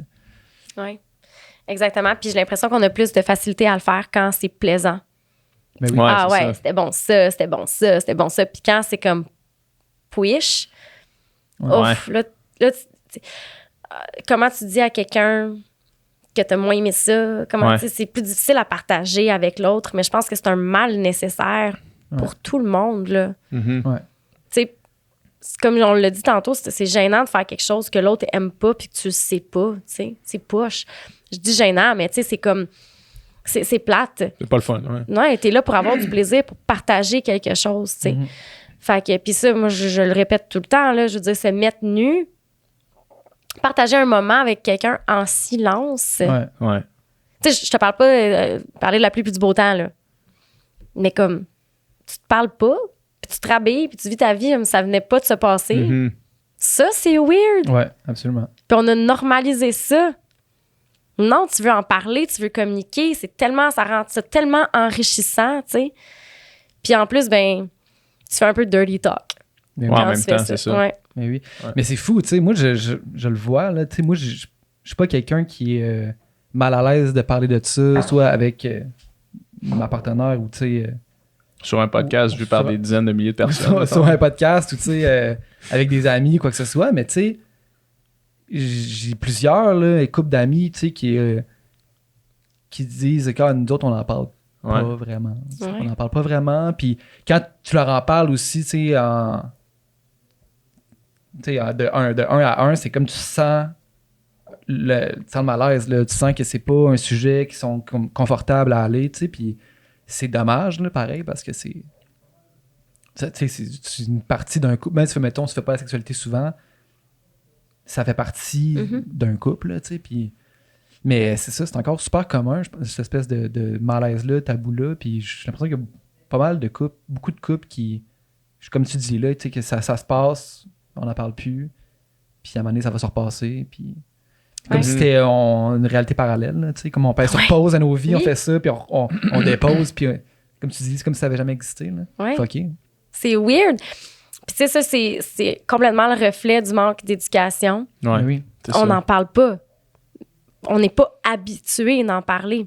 Donc, pourquoi on en parlerait plus quand on le fait? Ouais. C'est juste normal de pas en parler. Puis pourtant, t'as une sexualité, j'ai une sexualité, tout le monde qui nous écoute en a une. Je commence vraiment à avoir une incompréhension par rapport au fait qu'on n'est pas capable d'en parler. Mhm. Puis peut-être parce que je baigne trop dedans, parce que c'est mon quotidien. Mais c'est tellement libérateur. Puis encore une fois, on est programmé pour le plaisir, on est programmé pour aimer ça. Pourquoi on fait du sexe finalement? Mhm.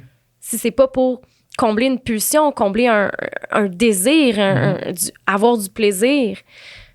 Fait que pour moi, c'est essentiel. Il faut que la communication soit là si on veut avoir du plaisir. J'ai vraiment l'impression que c'est dans l'éducation, tu sais, puis mettons, moi, chez nous, on ne parlait jamais de sexualité, là, genre pas, c'est jamais venu sur le sujet, là, tu sais, puis inversement, mettons, là, je vois, parce qu'on en parle plus grâce à des personnes comme toi, grâce à Sexe Oral, mettons, ou est-ce que c'est plus dans la culture d'en entendre parler, tu sais, moi, juste ma soeur, elle a des discussions, tu sais, avec ses enfants qui sont encore jeunes, là, tu sais, par rapport à la sexualité, puis, tu sais, dernièrement, il y a un de ses petits qui a passé comme 30 minutes sur le bidet, là. Ils ont comme un bidet, puis comme il a pogné un 2 minutes en se lançant le bidet dans l'anus, puis ou sur l'anus, peut-être plus que dans l'anus, mais puis là, tu sais, la discussion, c'était pas genre « Hey, fais pas ça », puis genre, on n'en parle pas, puis on ignore ce qui vient de se passer. C'est comme ça se peut que ce soit le fun, mais comme,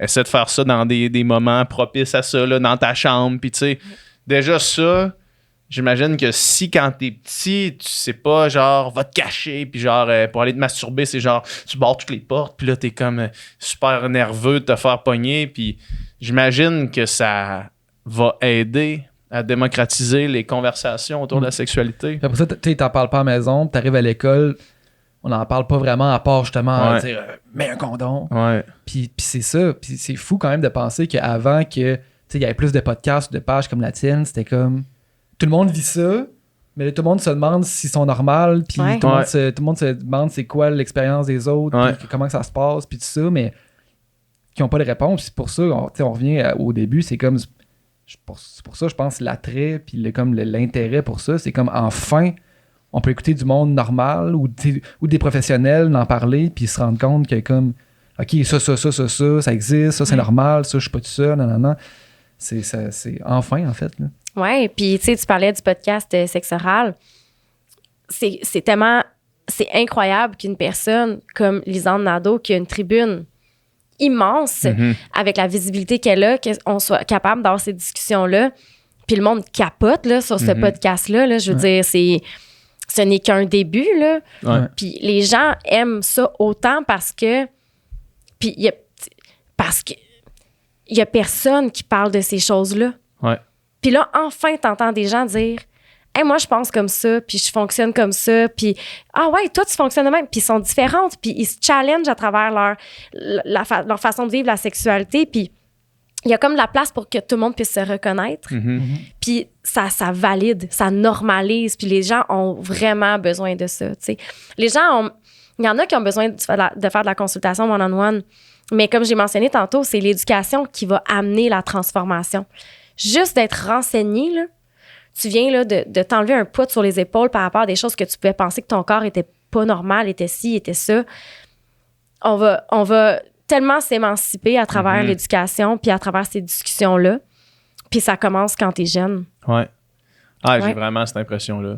Puis tu sais, j'ai fait une entrevue cette semaine puis on parlait justement de l'utilisation de surnoms là, pour nommer les organes génitaux, là, genre Ouais. un zizi ou Une graine. une noune ou tu sais, ouais, une graine.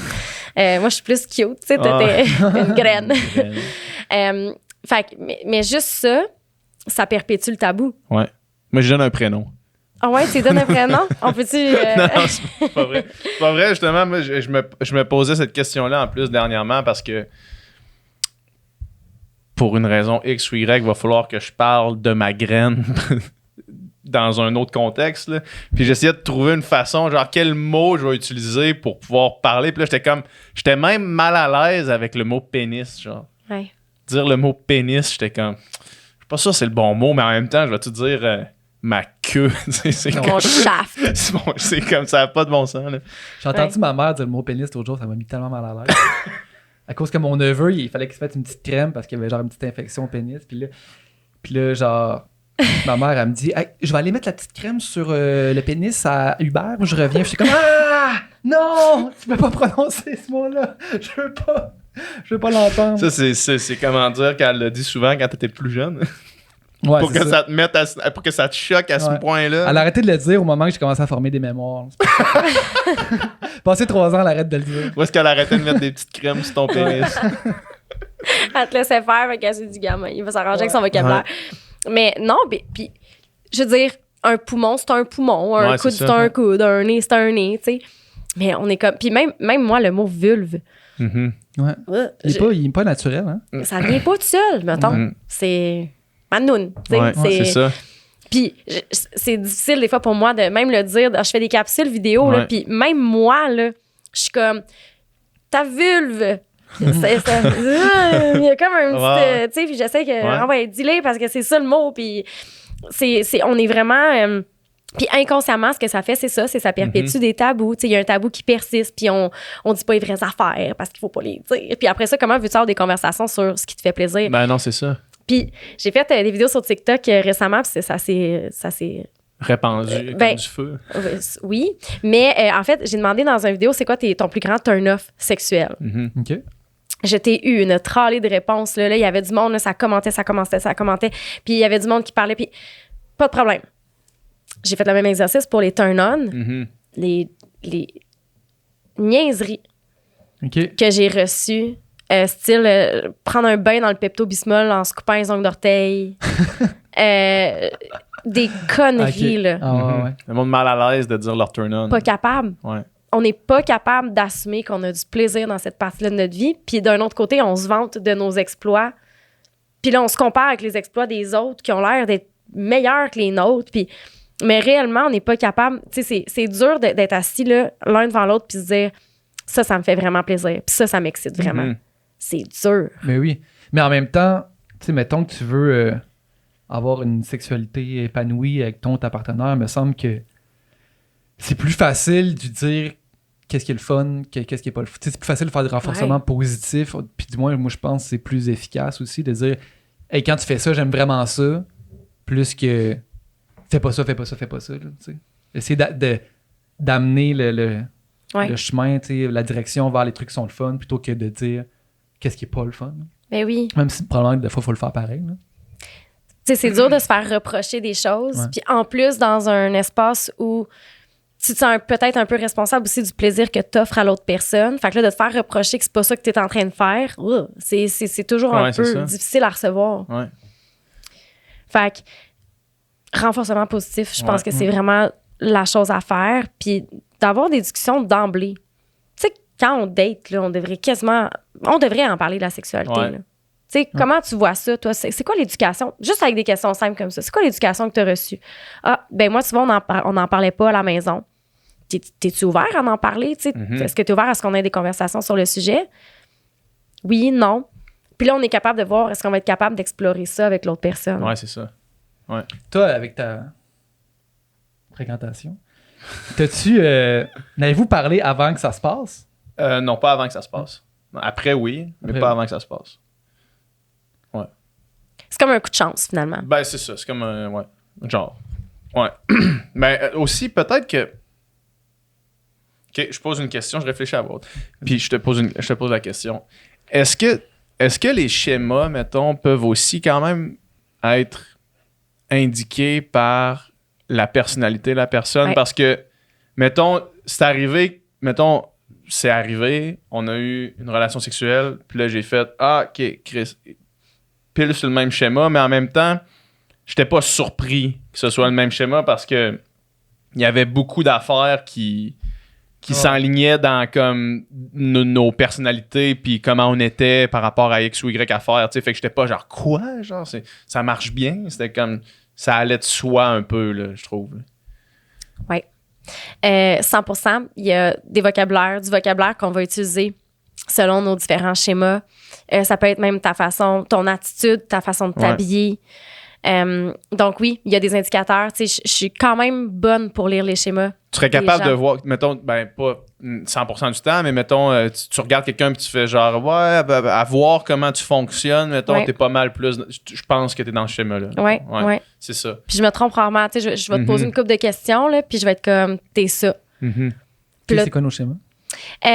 j'ai pas assez de détails sur vous, mais le fait que t'en parles avec... Plus c'est vraiment du gros n'importe quoi que je suis en train de faire. Le fait que t'en parles, que t'aies cette ouverture-là, tu dois être proche du sensuel. Tu dois être proche du sensuel. Je suis pas mal certaine. OK. Peut-être que je me trompe. Je te dirais sensuel, sexuel. Ouais. Puis t'as une grande ouverture aussi. Parce que je me rappelle qu'on avait parlé de prostate la dernière fois. Absolument. Absolument. Puis tu D'ailleurs, ouais. Vas-y, écoute. D'ailleurs. T'ouvres une porte, là? Oui, quoi? D'ailleurs, j'ai écouté ça tantôt en courant ce matin. Puis je pense qu'on avait parlé de ça dans les premiers 4 minutes du podcast. Là, de genre que moi, ma blonde, on avait fait une petite commande chez Ross et compagnie de bot plug. Puis là, vous étiez là. Pour toi? J'étais là, non, pas pour moi. Mais finalement, les bot plugs ont servi? Pour toi? Un petit, là. Pas le plus gros, parce que je suis pas rendu là. Un petit. Un an plus tard, man. T'as peut-être un petit côté kinky aussi. Je pense je pense que j'ai un petit côté kinky. Kinky sensuel, dans le fond. Non, Ouais, kinky sensuel.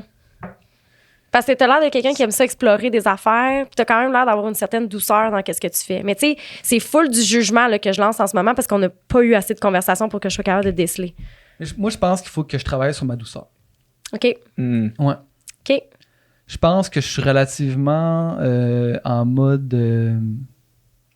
je tombe en mode performance quand même. Je tombe en mode...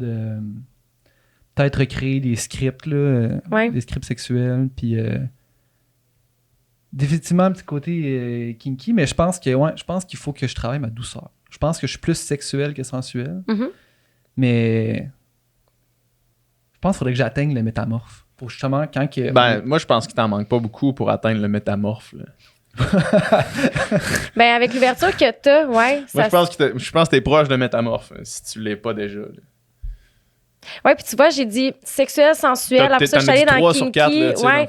Puis peut-être parce qu'énergique, t'as peut-être jamais essayé ça. Tu sais, je sais pas. Mais ouais, peut-être que t'es métamorphe, mais que t'es tellement conditionné à recréer des scripts que tu te laisses pas vraiment être toi-même dans ta sexualité. Tu sais, toi, t'aurais-tu été capable de te laisser aller, mettons, parce qu'on a mis ça sur la glace tantôt, mais à OD, quand nous, on a fait, ils appelaient ça du yoga mandala, où est-ce qu'il fallait comme... Puis, tu sais, il y avait du monde qui était capable de se laisser aller crissement, on l'a constaté, là. Mais moi, j'étais zéro là. Ben, tu t'es quand même rendu, t'as quand même versé une petite larme, là. Fait que, tu sais, t'as quand même eu l'ouverture que ça te touche pareil. Là, ouais, mais...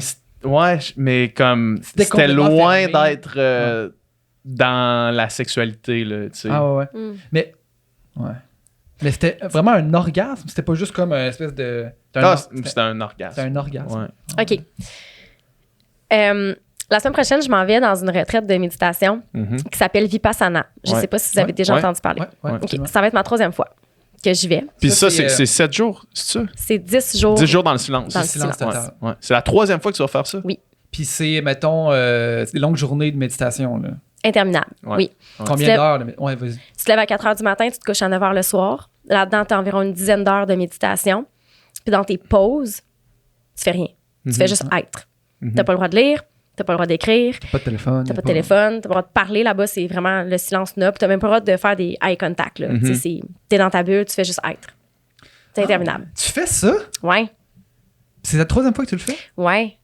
Puis là, je l'appréhende là, parce que je suis dans une tornade en ce moment Ouais. avec mon entreprise, tout ça. Puis je sais pas si je vais être capable de rester les 10 jours parce que C'est tellement tough, tough, là. là. Ouais. C'est sûr que c'est tough. Ouais, Est-ce que.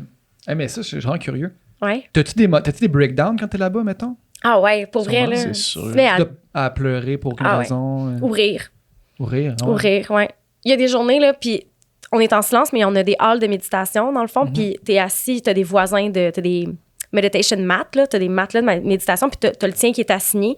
Fait que t'es pendant 10 jours à côté des mêmes personnes, puis tu viens tellement sensible à ton environnement que tu sais quand l'autre personne à côté de toi, elle file pas cette journée-là. Puis t'essayes, tu sais, d'y envoyer, là, comme de l'encouragement énergétique, là, ça se dit Sans pas, même là, mais... se parler ou Ouais. à peine se regarder. Là. Ouais. C'est fou, hein? On brise le silence une journée avant de sortir du centre parce que là, il faut comme revenir tranquillement. Là. Mhm. Ouais.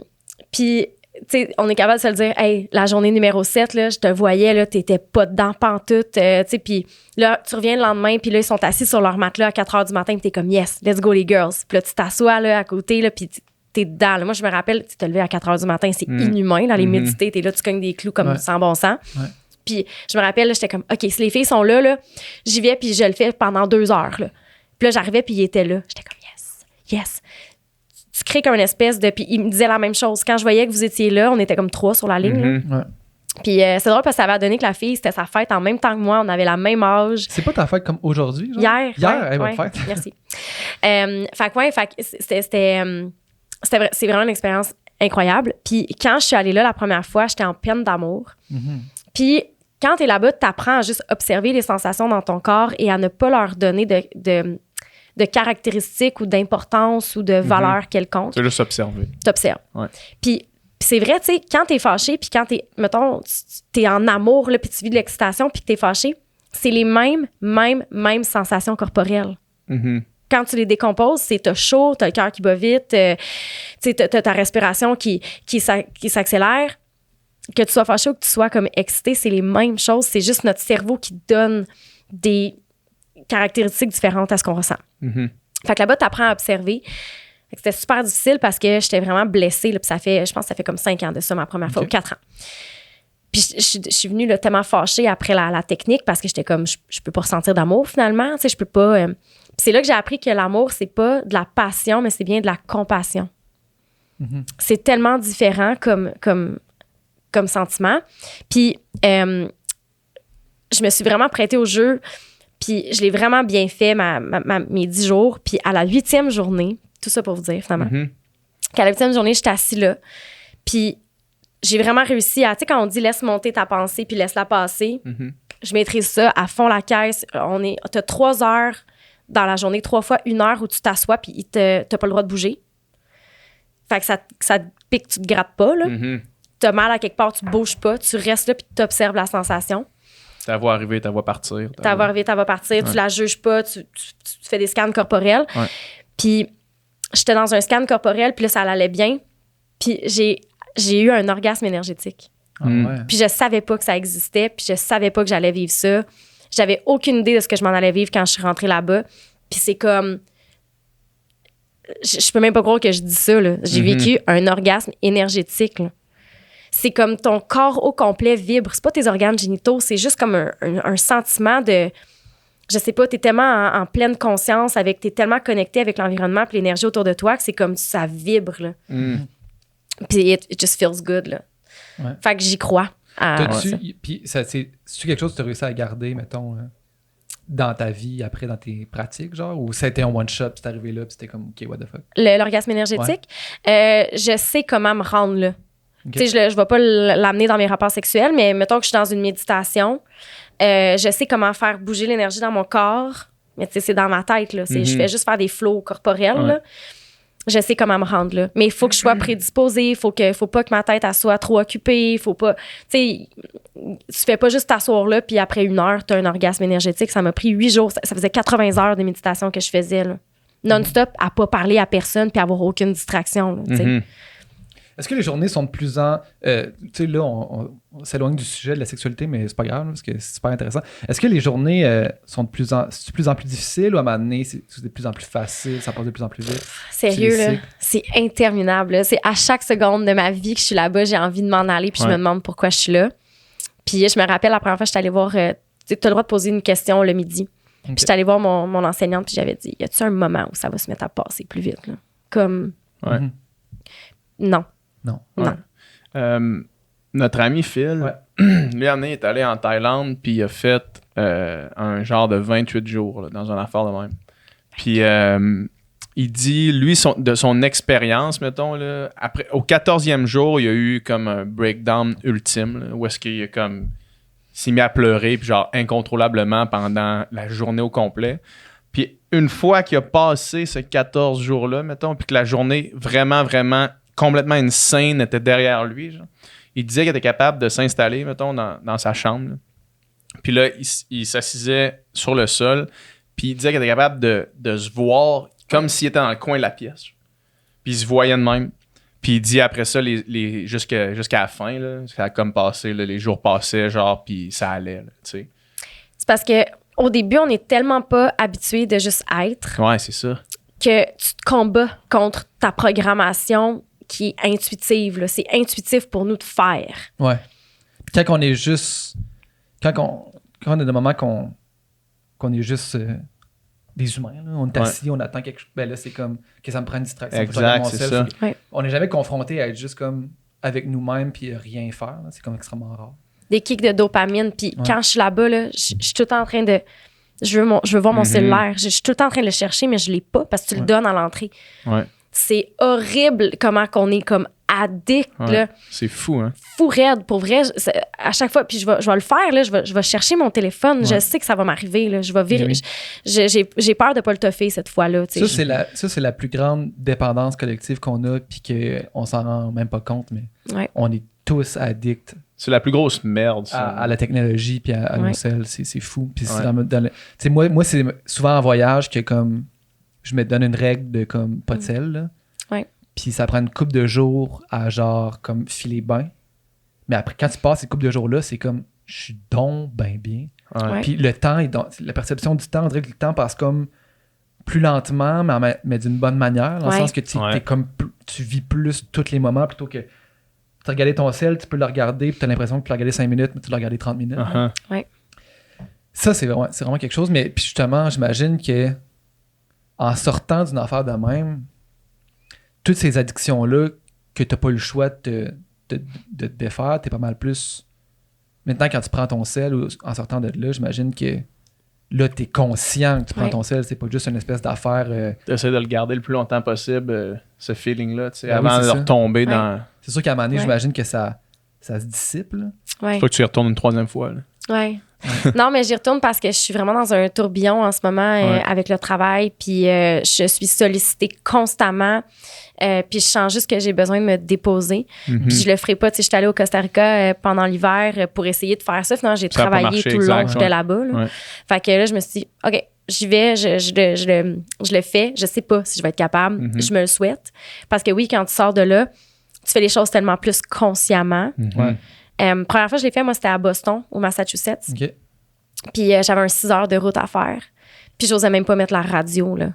Tellement que j'avais besoin de ce calme-là. D'être sans stimuli, juste avec toi-même. Puis quand on brise le silence, là, l'avant-dernière journée, là, c'est comme... Tu parles donc bien fort! On va tous se cacher dans nos chambres. Ah ouais, c'est ça. Oh, là, t'es comme, oh mon Dieu, faut que je parle avec du monde, faut que je parle avec du monde. sais, ce qui semblait si dur, difficile de pas faire, de pas faire. Ouais. Là, c'est rendu, oh mon Dieu, il faut que je parle exemple. Là, t'es comme, C'est la norme. allô, là, tu viens de sortir d'un 10 jours avec toi-même qui. Fait que, tu sais, il y a des gens qui vont écouter ça, vont faire, c'est vraiment spécial. Mais non, dans le fond, c'est une date avec moi-même que je m'en vais faire. Tout simplement, tu sais. Ouais. Fait que, tout ça pour dire que les orgasmes énergétiques, j'en ai vécu un, je sais c'est quoi. Ça se peut. Puis je m'attendais pas à ça. Ouais. Probablement que, tu sais, Audé, il s'attendait pas à ça non plus. Non, je pense que ça a surpris tout le monde. Là. Ça a fait un grand moment de télévision. Ouais. Ça a fait un moment qui a marqué les esprits, là, qui a marqué. Ça recommençait, tu sais, genre l'histoire ça de la recommençait, télé. c'était genre l'épisode 4, Ouais. ça arrive, genre. Ouais. Ça a what comme fait, the OK, il se passe de quoi à cette émission-là? là? Ouais. Ouais. Tu sais, on a toute la scène dans notre tête, là, Ouais. qui sont assis à terre en deux Ouais. par deux. Puis, mais tant mieux parce que Mais oui, mais ça. ça ouvre. Il y a des gens qui ont normalisé leurs expériences en voyant ça, puis qu'il y a plein de monde qui en parle pas, qui vivent ce genre d'orgasme-là. Il y a du monde qui vont trouver vraiment space d'avoir dit ça aujourd'hui, là, tu sais. Mais je veux dire, je l'ai même pas cherché. Là, je l'ai vécu, là, tu sais, Ouais, c'est ça. c'est ça. Exact. Ouais. Ouais. Puis ça se développe. Fait que c'est ça qui est positif là-dedans. Puis il y a des gens qui vont dire, ah, peut-être que c'est moi. C'est vrai, quand quelqu'un s'approche vite, je me sens vite impactée. Je suis très sensible aux énergies des autres. Donc, ouais, c'est ça. Ça se peut. Ça se peut. C'est possible. Tout est possible. On a parlé rapidement tantôt de plaisir prostatique. Ouais. Anna. Puis j'ai vu que, tu sais, tu sais, mettons, les schémas, tu as donné une espèce d'atelier, conférence sur les schémas, puis il y avait plusieurs sujets, puis tu en as fait un sur le sexe anal, je pense. Oui, il y en a un qui s'en vient. Qui s'en vient, ouais. OK. Fait que, OK. Ouais. Puis moi, j'étais curieux de savoir qu'est-ce qu'il y avait, mettons, à dire pendant Ouais, ben, 2h30. Beaucoup de choses. Est-ce que tu savais, là, c'est comme, tu sais, l'engagement là, sur Instagram, là, tu le vois là, quand il y a les sujets, ils sont. Ils piquent une curiosité. J'ai reçu- Ça, c'est quand tu parles de sexe anal, c'est comme ça. Ah ouais, hein? Ah ouais. Mais juste sexe oral aussi, je pense que l'épisode sur l'anal, je pense qu'encore à ce jour, c'est un des plus écoutés, si c'est Ça se pas le peut, plus ouais, écouté. tout à là. fait. Ouais. Eros et compagnie avaient sold out tous leurs bot plug après cet épisode-là. C'est vrai. Ouais. Comme de quoi il y a de la curiosité. Mais j'imagine que c'est le tabou aussi. Là. Comme Ben on dit, le oui. tabou est excitant. Ben oui, puis tout le monde veut savoir, comme, y a-tu vraiment du plaisir à cet endroit-là? Ouais. Parce que là, on voit ça hein, dans la porno. Fait que là, on se dit que je vais pas être normal, moi, j'aime pas ça. Ou, tu sais. Fait qu'il y a. Puis, il y a beaucoup de plaisir qui se développe. Encore une fois, on revient à. Tu vas avoir une sexualité extraordinaire, prends le temps de t'explorer. Prends le temps de découvrir ton plaisir anal. Ouais. Prends le temps d'en avoir des orgasmes énergétiques. Ça m'a pris 8 jours, 80 heures de méditation, tu sais. Fait que ça arrivera pas, tu t'assois, puis là, tu penses que tu ressens des affaires parce que c'est la première fois que tu l'essayes, tu sais. Ouais. Fait que l'anus, le rectum, c'est un endroit où il y a des milliers de terminaisons nerveuses. Pourquoi pas avoir du plaisir en activant ces terminaisons nerveuses-là? Ouais. Donc, il y a un très, très grand potentiel. Puis je me rappelle, j'avais un prof à l'Uni qui avait dit dans un cours, peu importe, même au niveau du vagin, parce que le vagin, là, ça va être pertinent, là, le vagin, il est comme séparé en 3 parties, puis c'est vraiment le premier tiers du vagin qui ressent réellement le plaisir. Puis le 2 tiers qui suit va plus ressentir comme la propension puis la douleur. Ouais. Mais tu peux le travailler. Puis c'est ça que Joanie a fait. Ouais. Elle travaille le point G. Découvrez votre point G. Tu sais, entre vous puis moi, le point G, il n'existe pas. Là. OK? Il n'existe pas, c'est prouvé. Il n'y a pas de point dans le vagin. Là. Si tu cherches, t'es chez vous puis tu cherches ton point, là, il n'y en a pas de Mais point. ça fait pas référence à la partie interne du clitoris? Oui. Ouais, OK. C'est que tu stimules indirectement le clitoris qui s'appose de chaque côté de l'entrée du vagin. Donc, pour ça que le premier tiers du vagin, c'est la partie sensible. Puis, il faut prendre le temps de tu sais, elle, sa trousse, là, c'est ça, là, il y a des étapes, là. Ouais. Puis, tu sais, c'est pas les étapes avant qui fait que tu ressens plus quand tu te stimules. C'est le fait que tu t'arrêtes pour prendre un moment avec toi. Prendre conscience de ça. Exactement. Tu sais, c'est du tantrisme, là, ça se trousse, là. On s'entend, là. C'est ton verre de vin, c'est l'odeur dans ta pièce avec ta chandelle, c'est ton bain chaud, c'est son J-pop, tu sais, c'est... Fait que ça se développe, ces sensations-là, tout comme le plaisir anal peut se développer. Il y a des terminaisons nerveuses, donc il y a du potentiel pour avoir du plaisir. C'est un spectre, hein? Douleur, plaisir, là. Oui, ça peut faire mal. La ligne est mince. Et voilà, la ligne est mince pour certaines personnes. Mais, puis il y a des gens qui me disent, ben, y a-tu moyen que ça fasse pas mal? Puis ça, il faut vraiment être clair là-dessus. Si ça vous fait mal, ton corps t'envoie un signal. C'est ça, exact. T'arrêtes, là. Ouais, c'est ça. Ouais. Mais c'est ça, tu sais, faut y aller. Tu y vas pas comme straight pipe de même Straight pipe. sans préparation, sans lubrification, sans rien. Ben non. Puis tu sais, c'est illusoire de penser que ça va être plaisant, là. Il y a des étapes, là, tu sais, puis que ça soit de commencer à stimuler. Tu sais, il y a des gens qui, un doigt, ça les dérange, commence avec les jointures de ta main. Juste s'habituer à recevoir une stimulation au niveau de l'anus. Parce que tu n'es pas habitué à recevoir une stimulation. Tu ressens quand tu vas à la selle. Mais de se faire toucher à cet endroit-là, c'est comme... Au début, tu n'es comme pas sûr. Tu es comme, qu'est-ce que je ressens là? C'est différent comme... Fait que tu veux juste habituer ton corps à ces sensations-là. Tu commences par l'extérieur.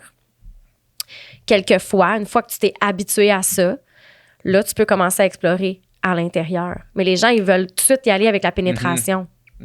Ça prend du temps, là. Faut que tu habitues ton corps. Puis comme il y a... Est-ce que, mettons, la partie interne du clitoris peut être stimulée par le sexe anal ou c'est pas vraiment les clitoris qui vont être stimulés? C'est tout relié. Tu sais, à la fin de la journée, là, c'est comme ton plancher pelvien. Ton plancher pelvien, c'est lui qui est activé lors de l'orgasme. Donc, c'est sûr qu'il y a des stimulations qui vont peser sur ta vessie. Après ça, la vessie pèse sur le clitoris, etc. Donc, oui, c'est possible d'avoir un orgasme au niveau anal. Il y a plusieurs points d'orgasme aussi dans le corps humain. Encore une fois, je l'ai mentionné tantôt, c'est pas juste les organes génitaux qui donnent des orgasmes, donc pas juste le clitoris. Oui, il est responsable de l'orgaste et de l'orgasme, mais il y a plusieurs points dans le corps qui peuvent amener du plaisir, puis tu as des milliers de terminaisons nerveuses. Donc, effectivement, de stimuler ces terminaisons nerveuses-là de la bonne façon peut amener à vraiment beaucoup de plaisir aussi. Je sais que ma blonde, quand elle... Tu sais, elle m'a dit, tu sais, quand, mettons, il y a du sexe anal, qu'elle aime pas en général le sexe anal dans la porn, mettons, là, d'en voir, parce que c'est quand même rare souvent mettons, que la fille va se stimuler, va se toucher en même temps, tu sais, mettons. Fait que là, t'as juste... Puis pour elle, elle dit, moi, juste voir, tu sais, juste une pénétration anale sans stimulation du clitoris, pour moi, c'est comme... C'est comme sacrilège. C'est comme des ongles sur un tableau, là. C'est comme ça me fait pas du bien voir ça, là, tu sais. Ça, j'imagine que c'est propre à chacun. Oui, mais tu sais, encore là, c'est pour ça aussi qu'il y a beaucoup de pornographie lesbienne qui est regardée par des femmes. Parce que la pénétration, que ce soit anale ou que ce soit vaginale, je suis la première à regarder... C'est pas la best affaire, en fait. Je regarde ça puis je suis comme... Is it fun? Tu sais? Puis je peux avoir du plaisir dans la vraie vie, là, avec la pénétration, mais en le regardant, tu sais, c'est tellement un spectacle là, à crier comme si ça, tu sais, je veux dire.